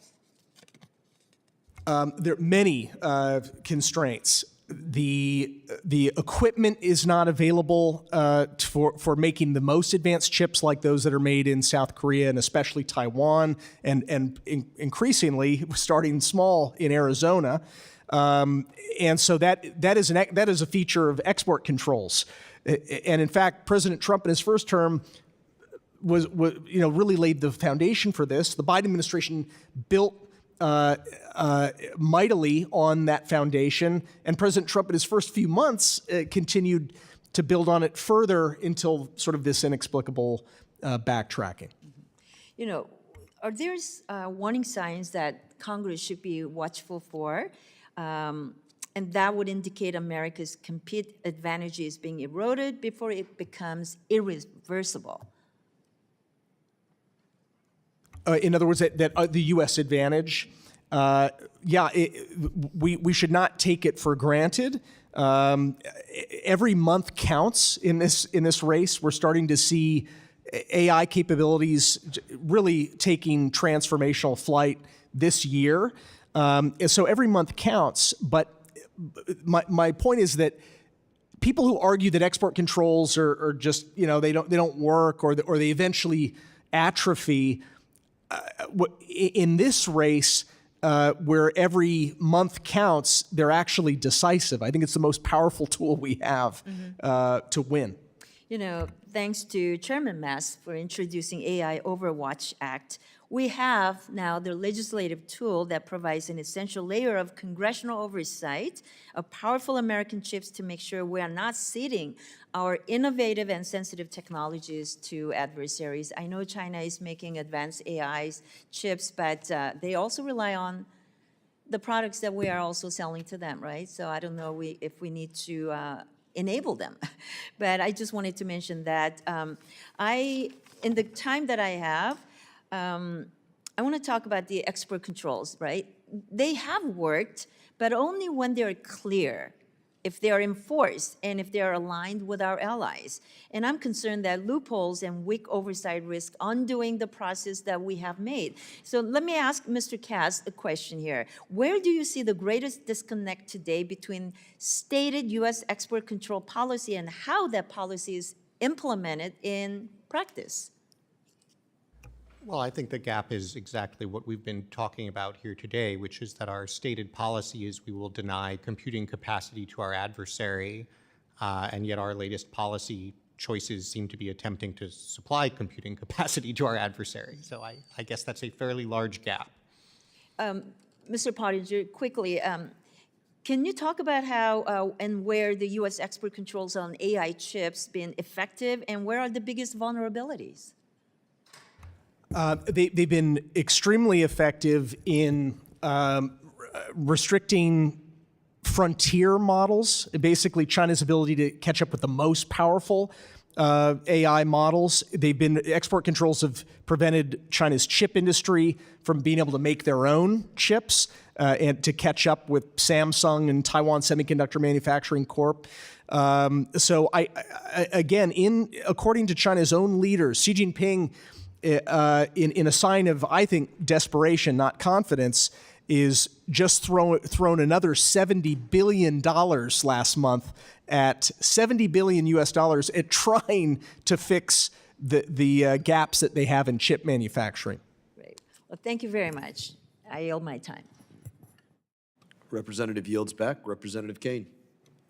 Thank you, Mr. Chairman, and thank you to our witnesses for being here today.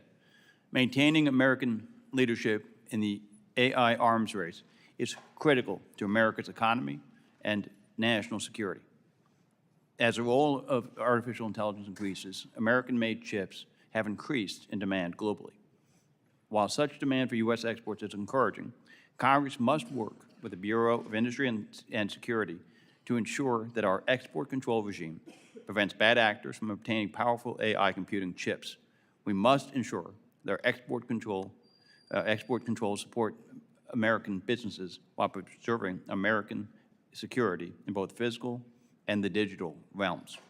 Mr. Pottinger, a critical part of the AI race is controlling access to advanced computing power. Effective control requires effective enforcement, yet the Bureau of Industry and Security often lacks timely information about violations.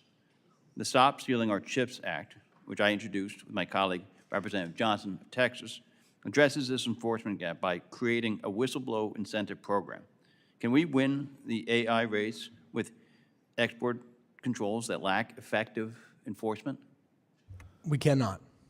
And how important are whistleblowers to improving chip control enforcement? Yeah, I'm eager to learn more. Anything that strengthens our ability to enforce is a step in the right direction. But you know, we should not kid ourselves that we'll be able to track where every chip or other piece of advanced technology goes in China. We'd be better off simply denying, having a presumption that we should deny that technology from flowing anywhere into the Chinese ecosystem. And so what conditions, standards, and enforcement mechanisms would you attach to the sale of advanced chips to ensure that U.S. AI If I may, sir, I would like to submit something after the hearing, after I've had a little bit of time to give you a more thoughtful answer to that. Okay. And so, Mr. Pottinger, research from Georgetown's Center for Security and Emerging Technology documented how China's People's Liberation Army has accessed U.S.-made AI chips for weapons development. AI technology has empowered the Chinese Communist Party's surveillance state and the censorship of its own people. To win the AI arms race, we need to understand what we're up against. What can the Chinese Communist Party accomplish with advanced AI chips in terms of military, surveillance, censorship, and strategic applications?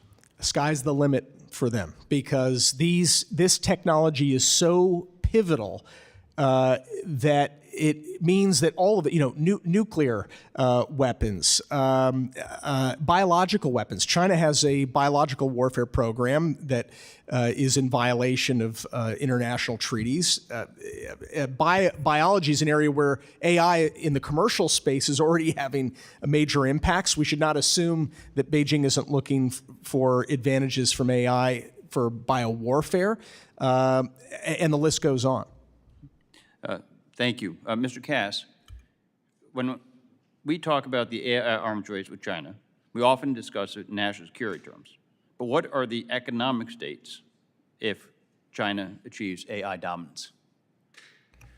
Well, I'm glad we're talking about the economic side of it as well. Thank you for the question. I think what's so important about AI as a general purpose technology is it's going to diffuse everywhere in our economy. It's going to determine how well we innovate and advance in technology. It's going to determine how well we advance in healthcare. It's going to be incredibly important to manufacturing and our ability to rebuild our industrial base. And right now, this is one of the few places where we really do have a technological lead over China, and something we can really lean on as we pursue the administration's agenda that's trying to reindustrialize. If we lose that advantage, we will find ourselves falling further behind in a number of areas where we have challenges now. Thank you for your insights and the insights of the panel. I yield back. Representative yields back. Representative Shreve. Thank you, Mr. Chairman. Hey, I appreciate the testimony of our witnesses. I've been able to participate all morning, and I have learned a lot. I'm a freshman member, you're down to freshman row here, from Indiana, and I don't come out of the industry, but I have been planted here because this space is so important, and that we learn from those that have been wrestling with this, as you all have for many years, as we form policy. Congress, of course, passed the CHIPS Act back in '22, and that was led by my Indiana friend and colleague, Todd Young, $50 billion. And I'd point out that $50 billion because I'll make another point in just a moment. But those investments, both from domestic and foreign companies, were on full display at CES last week. I've been out there in the past, not able to do that in this role. But we see that dramatic innovation in AI, in part arising from our country's investment in that CHIPS Act. Mr. Cass, do you agree with the premise that our greatest strength in the AI arms race lies with our ability to ramp up domestic production of these very high-end chips? I think it's definitely a force multiplier for us. We, right now, thanks to export controls we have had in place, have primary access to chips coming from our allies as well. The more that we are able to produce ourselves, the more we will control our own destiny. Yep. Well, let me weave this in with a couple things that kind of tie back to my Indiana district. I mean, progress is clearly being made. We've had investments from companies like TSMC, Intel, MediaTek specifically has partnered up with Purdue University in West Lafayette for a newly opened semiconductor design center, proving out success there. So while we, the U.S., remain in a strong lead position over China, we lag in other critical inputs, in my view. My colleague Annie Barr, also from a coal state, made the point on energy. One stat I pulled is that by 2030, China's going to amp up their, I wasn't trying to be clever, but yeah, amp up their capacity by 400 gigawatts. That's like 40 Manhattans at peak demand. I mean, they're going to have a huge power advantage relative to us just by the end of this decade. Also, talent. We produce some good AI development talent in Indiana at Purdue, Indiana University, Notre Dame. But China's developing fully half of the AI engineering talent today. And then capital. The Chinese government's put $55 billion in toward this initiative. I mean, they're analog in some respects to our 22 legislation that Todd and Schumer led on. So, Mr. Pottinger, probably the best person to put this to, is it possible for the U.S. to win the AI arms race solely by outperforming China in production and computational power? Is it possible? It's definitely possible, and by Chinese scientists' own admission, it's happening, especially at the frontier end. And it is primarily, as you point out, not because our scientists are better that we make more electricity. To your point, China can burn as much coal as they want. They build a lot of these plants very quickly. So the pivotal advantage that we hold is actually on compute. Now, that doesn't mean that we shouldn't be doing everything that we can to expand energy production, and that means traditional sources. It means, hopefully we'll have a breakthrough in nuclear fusion. There already been breakthroughs in fission and relatively efficient and safe uses of fission nuclear. It's going to have to be in all, the whole pie chart of different sources of energy. So we should not assume that purely because of our advantage in compute that we're going to win. But if we surrender that advantage, forget about it. But it is possible, in your view, to win.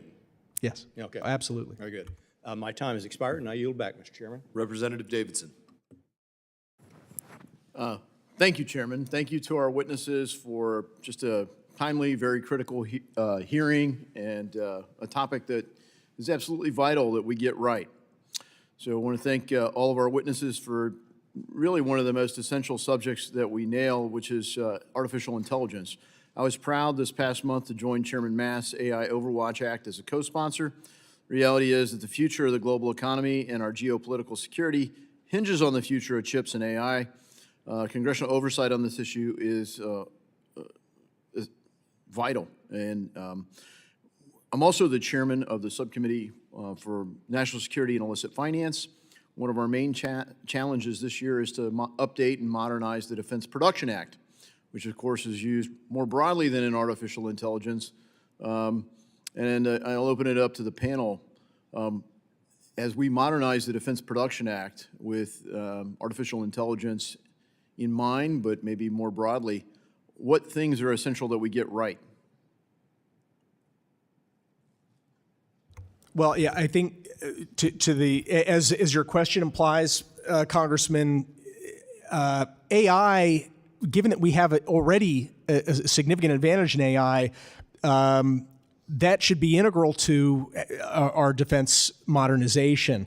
I mean, I've seen the posters at the Pentagon that, you know, I want you using AI. I mean, this should be one of the things that allows us to produce faster on demand without having to do these long-term contracts to produce munitions, for example.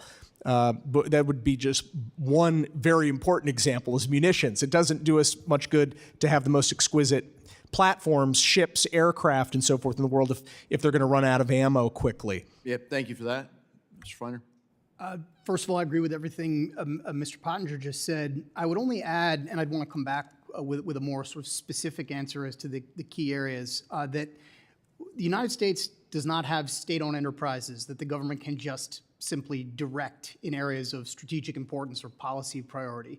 But we do have certain tools available to us, and the Defense Production Act is a big one, that enable us in areas of kind of overwhelming national security importance to the country to direct the private sector in ways that are strategically consequential. And so this tool, I think, has not been used as much as it could have been and should have been over time. And so I think exploring ways in which, particularly for something as important as winning the AI race, using the Defense Production Act makes good sense and is a constructive area for Congress to focus. Yeah, thank you. And of course, AI is going to go across lots of things. And so to the extent that you talk about other sectors, really AI is just going to be integrated with how we deal with that. So the mantra of the Trump administration has been to de-risk critical sectors of our economy, and to some extent, particularly with respect to China. I was pleased to work with the committee to write and introduce the Biological Intellectual Property Protection Act of 2025 and to co-lead the effort with Representative Houlihan and in the House and Senator Cotton across the Capitol there in the Senate. Our biotech sector is one of the most important and promising innovation sectors for our economy. Our public and private R&D institutions are world-class leaders in creating next-generation cures. The unfortunate reality is that many of the labs that turn synthetic DNA code into usable sequences operate out of China, even if they are owned by American companies. Under Chinese law, all that IP goes through these labs becomes property of the Chinese Communist Party. Each year, billions of dollars in intellectual property are stolen through supply chain weaknesses such as this.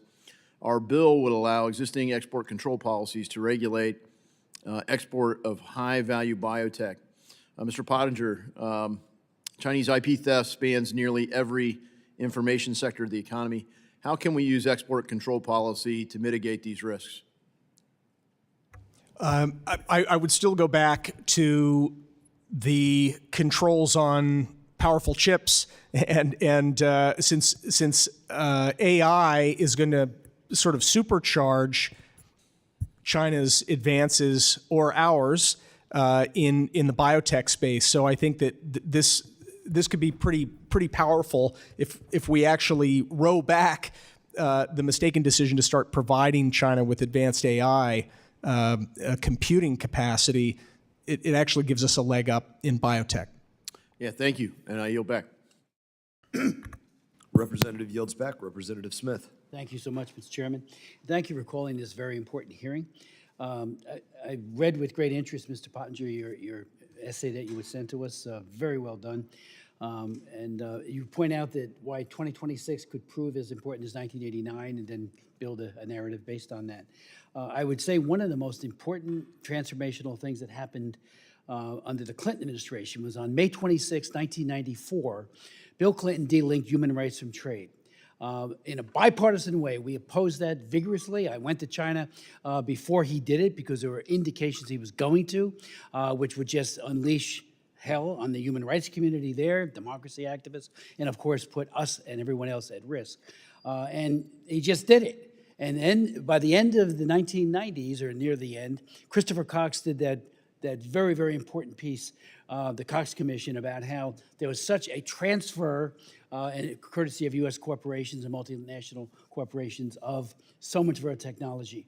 And I worry a great deal, as I know you do as well and others, about how the inability, it seems, of many of the people who make a lot of money to see the implications of that dual-use technology. I had a hearing in here in 2006 on Google and Cisco, Microsoft, as they were transferring all of this technology to the Chinese Communist Party, and it's as if they didn't care. And, you know, I even quoted IBM and the Holocaust, a great book that talked about how IBM had aided and abetted the Holocaust and the Gestapo. And I said, here we go again, they're doing it. So my question is, or questions, I do co-chair the Congressional Executive Commission on China, whose mandate is to document the PRC's non-compliance with international human rights standards. Last month, the Australian Strategic Policy Institute issued a report on how China's new AI systems are reshaping human rights. One of the top line points is that the CCP governance model is being honed into a, quote, precision instrument for managing its population and targeting groups at home and abroad. Among the developments is the ability to preemptively suppress dissent by predicting content before it's posted online. Sounds like something from the Minority Report, where crimes are preemptively stopped before they happen in that movie. Can you elaborate on the implications AI has under the control of the Chinese Communist Party on human rights issues? And what about preserving historical memory? You know, one of the things that even Google did, and we actually showed it, when you did the Google search back in 2006, put in Tiananmen Square, nothing but happy pictures of people smiling and visiting the square. Nothing about the tanks, nothing about the Tiananmen Square massacre. How might that shape it? Congressman, thanks for your decades of leadership on human rights. If we had listened to you all those years ago, and others, you know, well, it would be an even worse irony. I mean, we essentially, in pursuit of trade, sacrificed our principles on human rights 3 decades ago, which has put us in this difficult position vis-a-vis China. It would be an even more egregious foul if we were to sacrifice our national security in pursuit of trade. So let's not compound the mistake we made a quarter of a century or so ago. Look, we're already seeing ways that Beijing is using AI to surveil and to repress and to manipulate public opinion. And that's not only within China, it's now increasingly on our own shores as well. TikTok is, if you like, a primitive form of AI that has already had very destructive effects on democracy and free speech in the United States. And that's because there is plenty of evidence, and this is long before, you know, OpenAI was a major thing, right? We're talking about a technology that was developed years ago. They're able to either suppress speech through the algorithm, which is or to you know, promote speech. That's true of social media, but when it is regulated by not the United States government, where we have First Amendment protections, but in fact the algorithm is being governed in Beijing by a totalitarian dictatorship, it means we are sacrificing free speech in the United States by deferring to Beijing to decide what speech trends or is barely seen by anybody. So I think it only gets worse as the AI gets better. And that's why we don't want our AI regulated by Beijing. Beijing is going to be regulating our AI if Chinese companies are in the lead and their AI starts to become adopted heavily by much of the world, whether it's here in the United States, in Western Europe, with democratic allies, or in the parts of the world where most people actually live, in the global South, and all the places in between. Thank you so much. Thank you, Mr. Chair. Representative yields back. Representative Baumgartner. Well, thank you, Mr. Chair. I want to congratulate you and thank you for holding this great hearing. We had a great first year in House Foreign Affairs, and this committee is certainly off to a really fantastic start with this hearing. Gentlemen, I want to thank you for being here. I've read all three of you. I wish Mr. Cass was still here, but I've read all three of you, and China, you all do really important work. Early this year, I had the opportunity to visit China as part of the first House delegation since 2019, got to meet the Chinese premier, did a lot of research and study ahead of time, and really appreciated the trip. I just wanted to relay a couple things that stood out with me for me from the trip. We had dinner one evening with a number of Western ambassadors on the trip, and the comment that stood out most to me was one of those ambassadors said, "Hey, you think that America is trying to decouple from China? You have to understand that at whatever speed you think you're doing that, China is working at double the speed to decouple from you." So that was a comment that stuck out. Another comment that stuck out from that trip with me is we were meeting with the country head of a leading U.S. technology firm, and I was discussing and asking comparisons between India and China in the tech space and why they wanted to be in the country, given all the intellectual property theft, given the other issues. And this Western head of this Western company said, "We have to be in China because of the amount of innovation going on here in the country and what the competitive destruction that takes place in the aspects of China that are capitalist at the bottom end of their economy, the competitive destruction, that they needed to be there." So I just wanted to relay those two questions. One of the benefits of being, or those two comments, one of the benefits of being a freshman in Congress is you get the blessing of hearing so many people ask questions ahead of you that you don't have to go over retrod areas. But I would like to hear from both of you about data centers and the importance of data centers in the AI race. And then, as I look at China, I want us to avoid a war with China. And I think the best way to do that is prepare for war with China. So that's the prism in which, I look for things. I certainly, again, want to stress how much I want to avoid war with China. But, China is strong but brittle. They have a lot of strengths in that innovation, the competitive bottom part of the country, certainly being a command dictatorship allows them some flexibility and speed, which we don't have. They're whipping our tail when it comes to power production. That's an us problem as much as it's a they problem. But they also have some real weaknesses that we know about in terms of their demographic challenges, their ability to attract and retain capital with their capital controls, the problems with the property sector, things that you guys have written and talked about. But, their other weakness is they alienate a lot of their near neighbors, and folks aren't exactly eager to sign up for Chinese global domination. So it seems to me, which is all a long preamble to say, that it seems to me that we should really be having this AI strategy conversation with our allies, particularly the Quad. And so if you could address, expand maybe a little bit on data centers, and then if you could also address what if you think that we should be having this conversation with our allies and whether that's a possible conversation, because folks that would have consequences from China leadership in the AI certainly will be us, but it'll be Taiwan and Japan before it's us. And I think it would be beneficial to members of Congress to think about this conversation with our allies and what might China and Taiwan like to see from us, and maybe the Indians as well too. So maybe you guys could go from there. Congressman, thanks so much. And you're absolutely right, or whoever was your dinner companion was who said, look, China is trying to decouple from us a lot faster than we are from them. That is the explicit goal of their last 5-year plan. It was make the rest of the world dependent on us, make us, China, independent of the world. The premier of China, now late premier, Li Keqiang, when we met with him in 2017, he foreshadowed this. He said, it's only a matter of time, he said, before China dominates every technology of the future, including AI, and America will sell us nothing but corn and soybeans. Just in time, can we hear from Mr. Feiner maybe on the regional thing? And I apologize for speaking too long on my question. Thank you, Representative. I very much appreciate you raising the issue of partners and allies as a sort of force multiplier for the United States.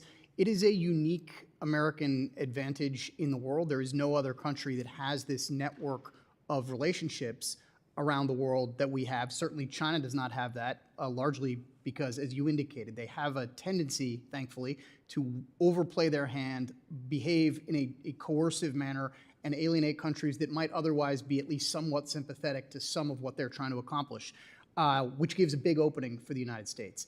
The Quad, I agree with you, is a sort of foremost forum for discussing these issues. It tends to be more focused on economic issues, but it is increasingly, large part because of China's coercive behavior, been willing to take up issues of national security importance as well. And I think a very constructive area of diplomatic focus for the current administration certainly was for us, would be to enhance the Quad's focus on this exact issue at the nexus of critical and emerging technologies and national security. Representative Molinar. Thank you, Mr. Chairman. Chairman Thanks for Molinar, allowing me Chairman to be of the part China of this, Select Committee. Glad to have you join us today. Appreciate the opportunity, and I wondered if you could talk a little bit. Industry leaders are continually highlighting the accelerating advancement of AI systems in both the U.S. and China, and it's already being used on the battlefield in Ukraine. I wonder if you could comment on how you believe that China, with its advanced technology development ecosystem and disregard for human life, will implement battlefield AI. Congressman, nice to see you. This war in Ukraine, started by Russia, decisively enabled by Beijing, is a laboratory. And human beings are the guinea pigs who are being butchered in the service of advancing on the other side, Axis power wartime capabilities. So they are experimenting with a fully autonomous lethal drones, for example. And it's this cat and mouse game. It's only getting worse. And they're acquiring combat experience on the other side, not just Russians, but a whole division of at least of North Korean troops. There are reports from the Ukrainian government of Chinese soldiers, perhaps mercenaries, fighting there as well, at least hundreds of them. So yeah, we shouldn't think that there's some nice, neat prohibition among the Axis powers on using AI to the fullest extent possible to kill and win wars. I'd only add, agreeing with everything Mr. Pottinger just said, that there is no doubt that in the context of what the two countries themselves describe as a no-limits partnership, the PRC and Russia, that we focus a lot on the support that China is providing to Russia in the context of that war. I am confident that support does not come for free. And one of the things that China gets back, in addition to trying to prop up really its only friend that has a geography in Europe, only significant friend, is that it is getting data from the battlefield. It's getting data on how the components that it is providing that go into Russian weapon systems are performing. It's getting data on how this new AI-enabled area of warfare is playing out in real time on the battlefield. And by the way, just as China is drawing that data, that information into its own military and learning lessons from that, we should best be doing the same, given how much work we are doing to provide help and support for Ukraine. Because as Mr. Pottinger said, this is a laboratory for modern warfare. It doesn't mean every war that comes after this is going to be the same. There are going to be significant differences, but we should be learning those lessons, and I'm confident that China is trying to learn those lessons. Thank you. I wonder if also you could comment on recent reports. NVIDIA plans to ship up to 2 million H200 AI chips to China with plans to ramp up production capacity for even more. At the same time, we're hearing about reports of shortages of key AI chip components and that are leading to supply constraints for chips going to U.S. customers. Thanks, Congressman. Yes, it's actually zero sum. Many of the Blackwell chips and other chips that American companies are buying from NVIDIA use the same components, high bandwidth memory, for example, that go into the H200s that NVIDIA is preparing to sell to our adversary in China. So it's self-evident that there will be fewer chips available for American companies as a result of building more chips for China. First of all, I would associate myself with Mr. Pottinger's comments. The limitations on key inputs to chips are relatively fixed and finite. He mentioned, I believe, high bandwidth memory. That is the most consequential one, but there are others as well. And so I think one area of appropriate oversight and scrutiny is what exactly are the trade-offs, not just at the level of the fully finished chip itself, but at the level of the inputs to chips that will limit the ability of not just American customers, by the way, but allied customers from getting this product at the expense of the Chinese getting it. Thank you both. And Mr. Chairman, I yield back.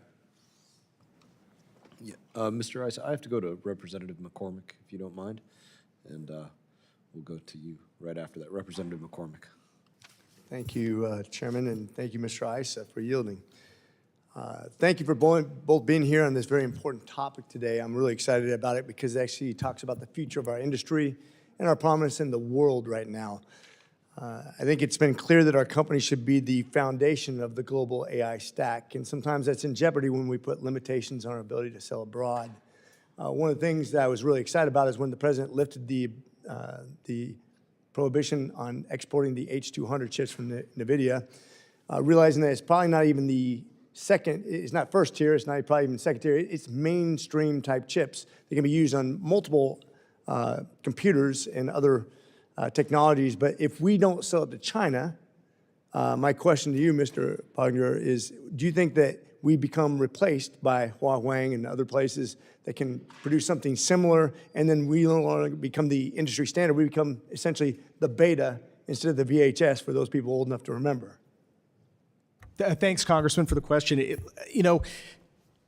The odds that Huawei is able to gain on NVIDIA increase if Huawei has access to NVIDIA chips. That's the irony of this. That's the paradox. China has already made clear that they're never going to let NVIDIA dominate the Chinese market.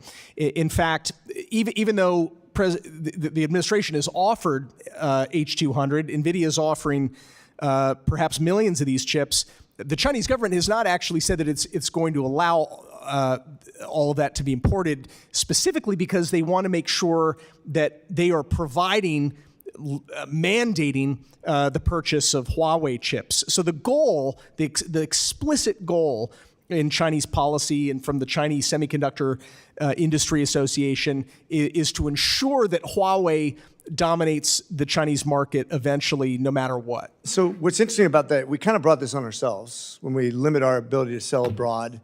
Technologies can be otherwise produced. We lose that competition, and people go like, well, we need enough chips here. Well, we don't have a shortage of chips here. We can produce limitless numbers of chips. But what we've done is now created a gap which has been filled by another company, and now we're in this predicament. And that's where we're at right now. And ironically, if you read books like Chip Wars and you see what put us ahead of everybody to begin with, is when people start copying you, they fall behind. So as Elon Musk once said, you know, I don't even worry about my patents. I only patent my stuff because I don't want people to keep me from using my own technologies. If you're copying me, you're behind me. But that's what the free market's all about, and that's one of the things I like to point out is that we should never restrict people from our basic technologies because we will lose our industry standard as the world trendsetter. And I think we put ourselves at a real big disadvantage last administration.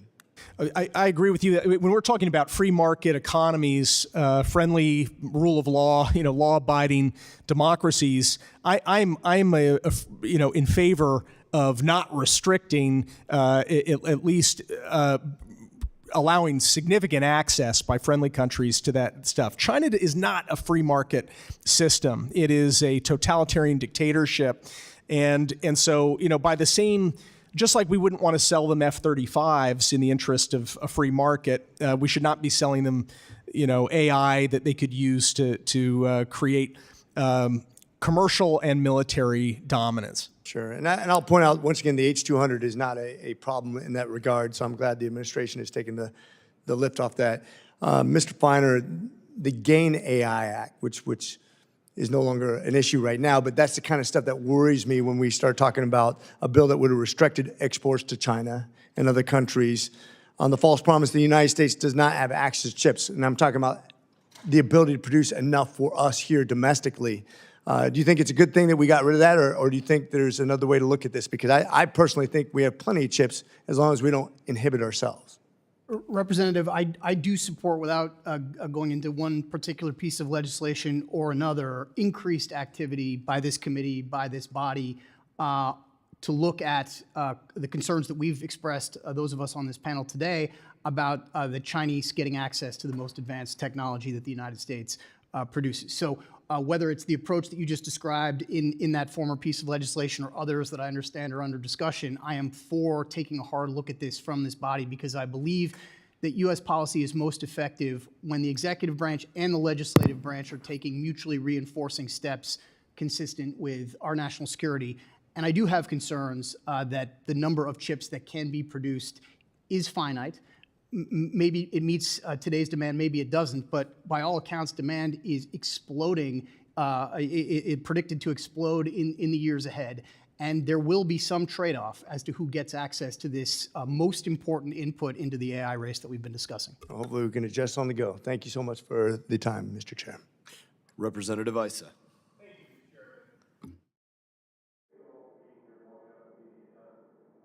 Thank you. I want to thank you all for being here long enough for me to get done with my other hearing.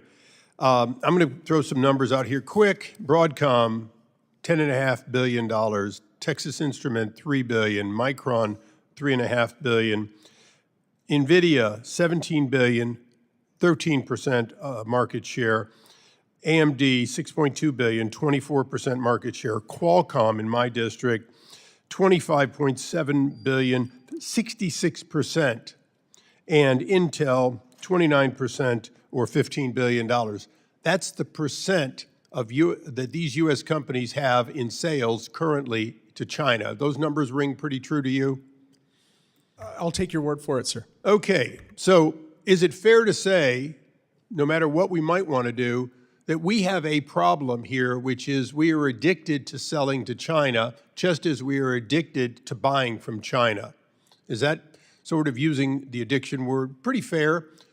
It's a better use than the fantasy that will make China addicted to our things. Okay, and I want to follow up exactly on that point, because I think you're exactly right.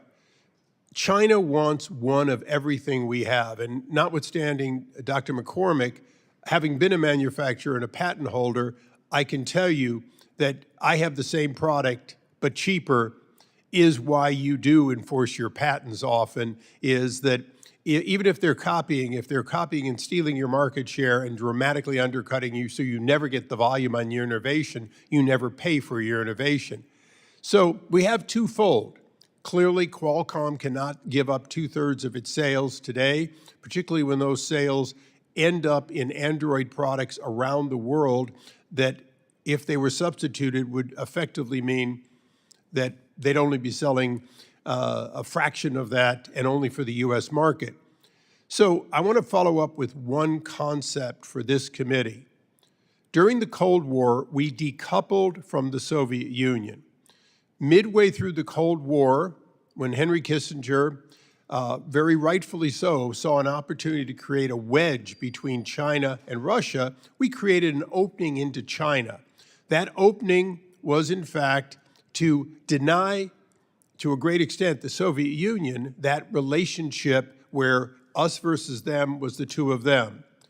It's clear that they've reunited, but we have not decoupled effectively from China or Russia. Russia continues to supply a vast amount of non-AI products, mostly oil and so on.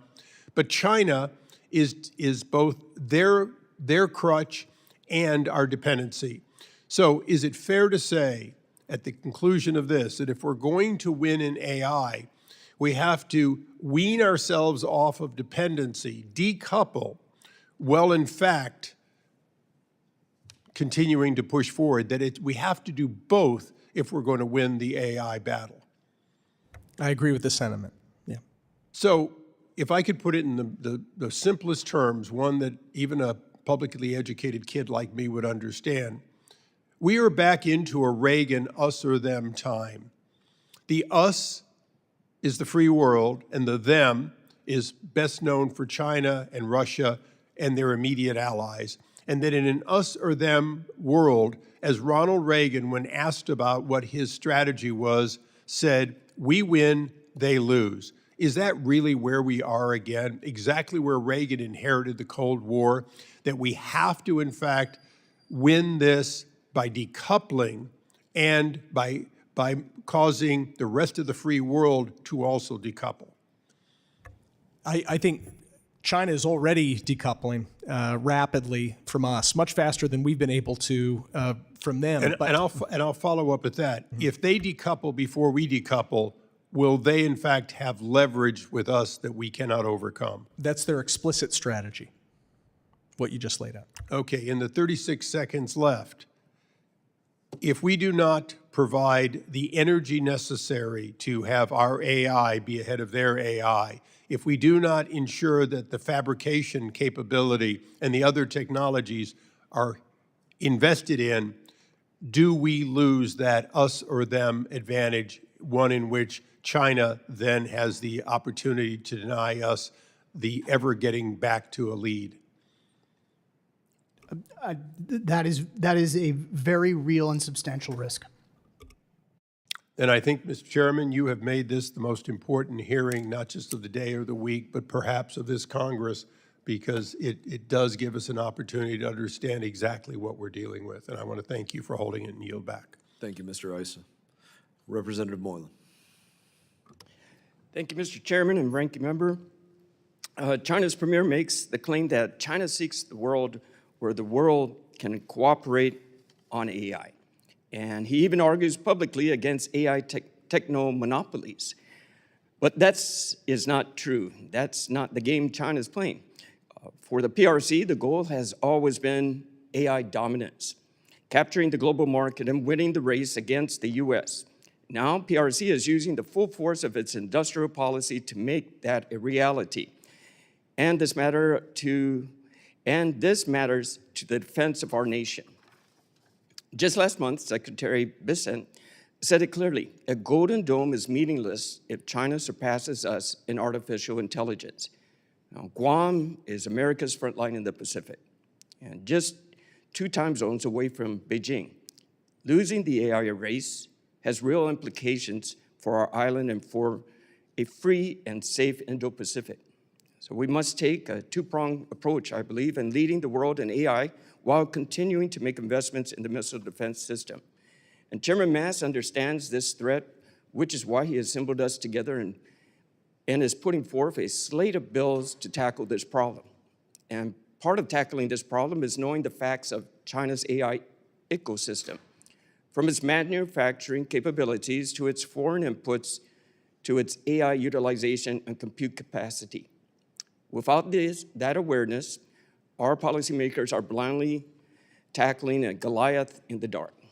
And this is why I introduced China AI Power Report Act, which Congressman Vidman to create the first ever annual assessment of China's AI power to ensure our export controls are adaptive, targeted, and maintain our technological advantage. Of course, the time to act is now. And so, Mr. Pottinger, the Trump administration was the first to recognize the need for strategy on emergency technologies like quantum computing in 2018. Could you walk us through how China is leveraging its AI industry in other areas like quantum, biotechnology, and supercomputing? What does that mean for our national security, sir? Thanks, Congressman. Xi Jinping talked about AI in his New Year's address this year. He understands that this is a fulcrum, right? That this is the pivotal technology that allows all of these other technologies of the future and the near future, quantum computing, all what we're seeing with advanced materials that are being invented, new biotech. As well as military capabilities.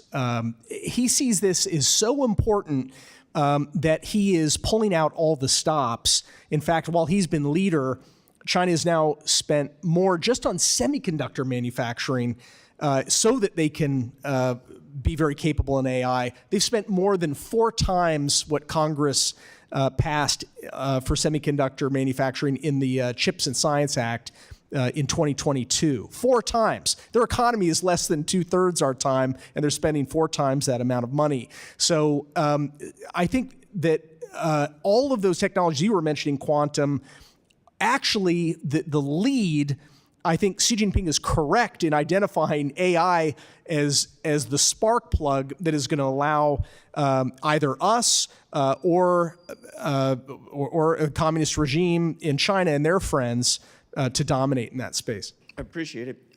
We got a minute left, and can you expand or let me know what's China's access to compute through cloud systems?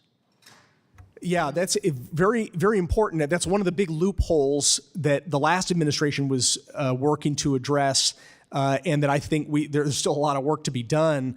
And that is, it does us no good to prevent Beijing from importing massively powerful AI chips, the most advanced chips, if they can just go to Malaysia and train their AI and utilize AI in data centers, on our shores or in third countries. So we want trusted companies and partner governments to be the ones that are actually stewards of this computing capacity.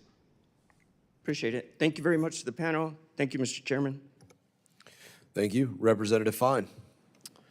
Thank you. Thank you, Mr. Chairman, and thank you for having this hearing today. I've actually been bouncing between here and education, where we've been talking about the effects of AI in education. I think this really boils down to 2 issues. The first is, do we not let China get our technology? And I think the chairman has a bill that will very effectively deal with that. But then I think the second part of it is, how do we make sure our technology becomes the standard for the world and not Chinese? So there's sort of an offensive and a defensive. I would describe the chairman's sort of defensive, don't get our stuff, an offensive, which I've got a bill called the Full AI Stack Export Promotion Act that would do to try to push our stuff out there to become the global standard. Now, Mr. Pottinger, we saw an aggressive push by China to include AI full stack into their Belt and Road Initiative with the goal of making countries stick to the communist AI ecosystem. My bill that I've talked about would direct the State Department to identify American technologies and promote them to our allies and partners so they stay in the American AI ecosystem. Can you explain how aggressively you think it is, or how important it is, that we aggressively and securely promote our AI technologies and how that counters China? Yep, I'm strongly in support of American technology dominating the full stack in most of the world, not in China per se, where we're not actually welcome, right? But when we talk about the tech stack, it's important to remember it's not just the hardware, the NVIDIA GPUs and so forth. In fact, the further up the stack you go, the more valuable it gets. NVIDIA, I mean, to use maybe a bad analogy, if NVIDIA GPUs are the rails for the railroad, all of the things that enables in terms of AI applications, the data centers, the incredible innovations that are made possible through creative use of AI, those are the locomotives on the track. I put it this way: the hardware creates the capability, the software creates the creativity. I mean, that's right, and more of the value is there. So I would rather sacrifice, giving China some railroads in service of us making sure that we dominate the locomotives and all the way back to the caboose. That should be American companies in not just in the United States and competing for major industrialized economies, but for the whole world, global south and in between. So I have one other question. Again, you're talking about software. So to use an analogy of sort of social media, China was able to weaponize TikTok as a vehicle, not only just sort of for, we're not talking about military benefit. We're talking a lot here about them using our technology for military, but TikTok was weaponized as sort of a propaganding and brainwashing exercise. If China's stack becomes the global standard, is there the ability for them to kind of use that, what comes out of AI, to engage in the sort of nefarious activities using AI that they have done than they have done with sort of things like TikTok? And I have to let Mr. Feiner answer as well, given that he's the better version of me. So I'm fine, you're finer, so you both can answer. I'll start. I don't accept the last characterization. We can take that one offline. Representative, I think honestly the best argument for the importance of the issue that you've put on the table, which is the full tech stack, including software, the best argument that that is true, and that not only do we believe it's true, but that the Chinese, including their very top leadership, believes it's true, is that Xi Jinping himself launched a campaign inside China to purge American software. He called it Delete America, essentially. And you know, that is indicative of the fact that they believe that they have an unhealthy degree of dependency, and that they are going to try to do something to end that and to indigenize even this additional area of capability. So fully agree with you're putting this issue on the table with Matt's characterization that we have to be talking about the full tech stack, not just hardware, and I'll leave it at that.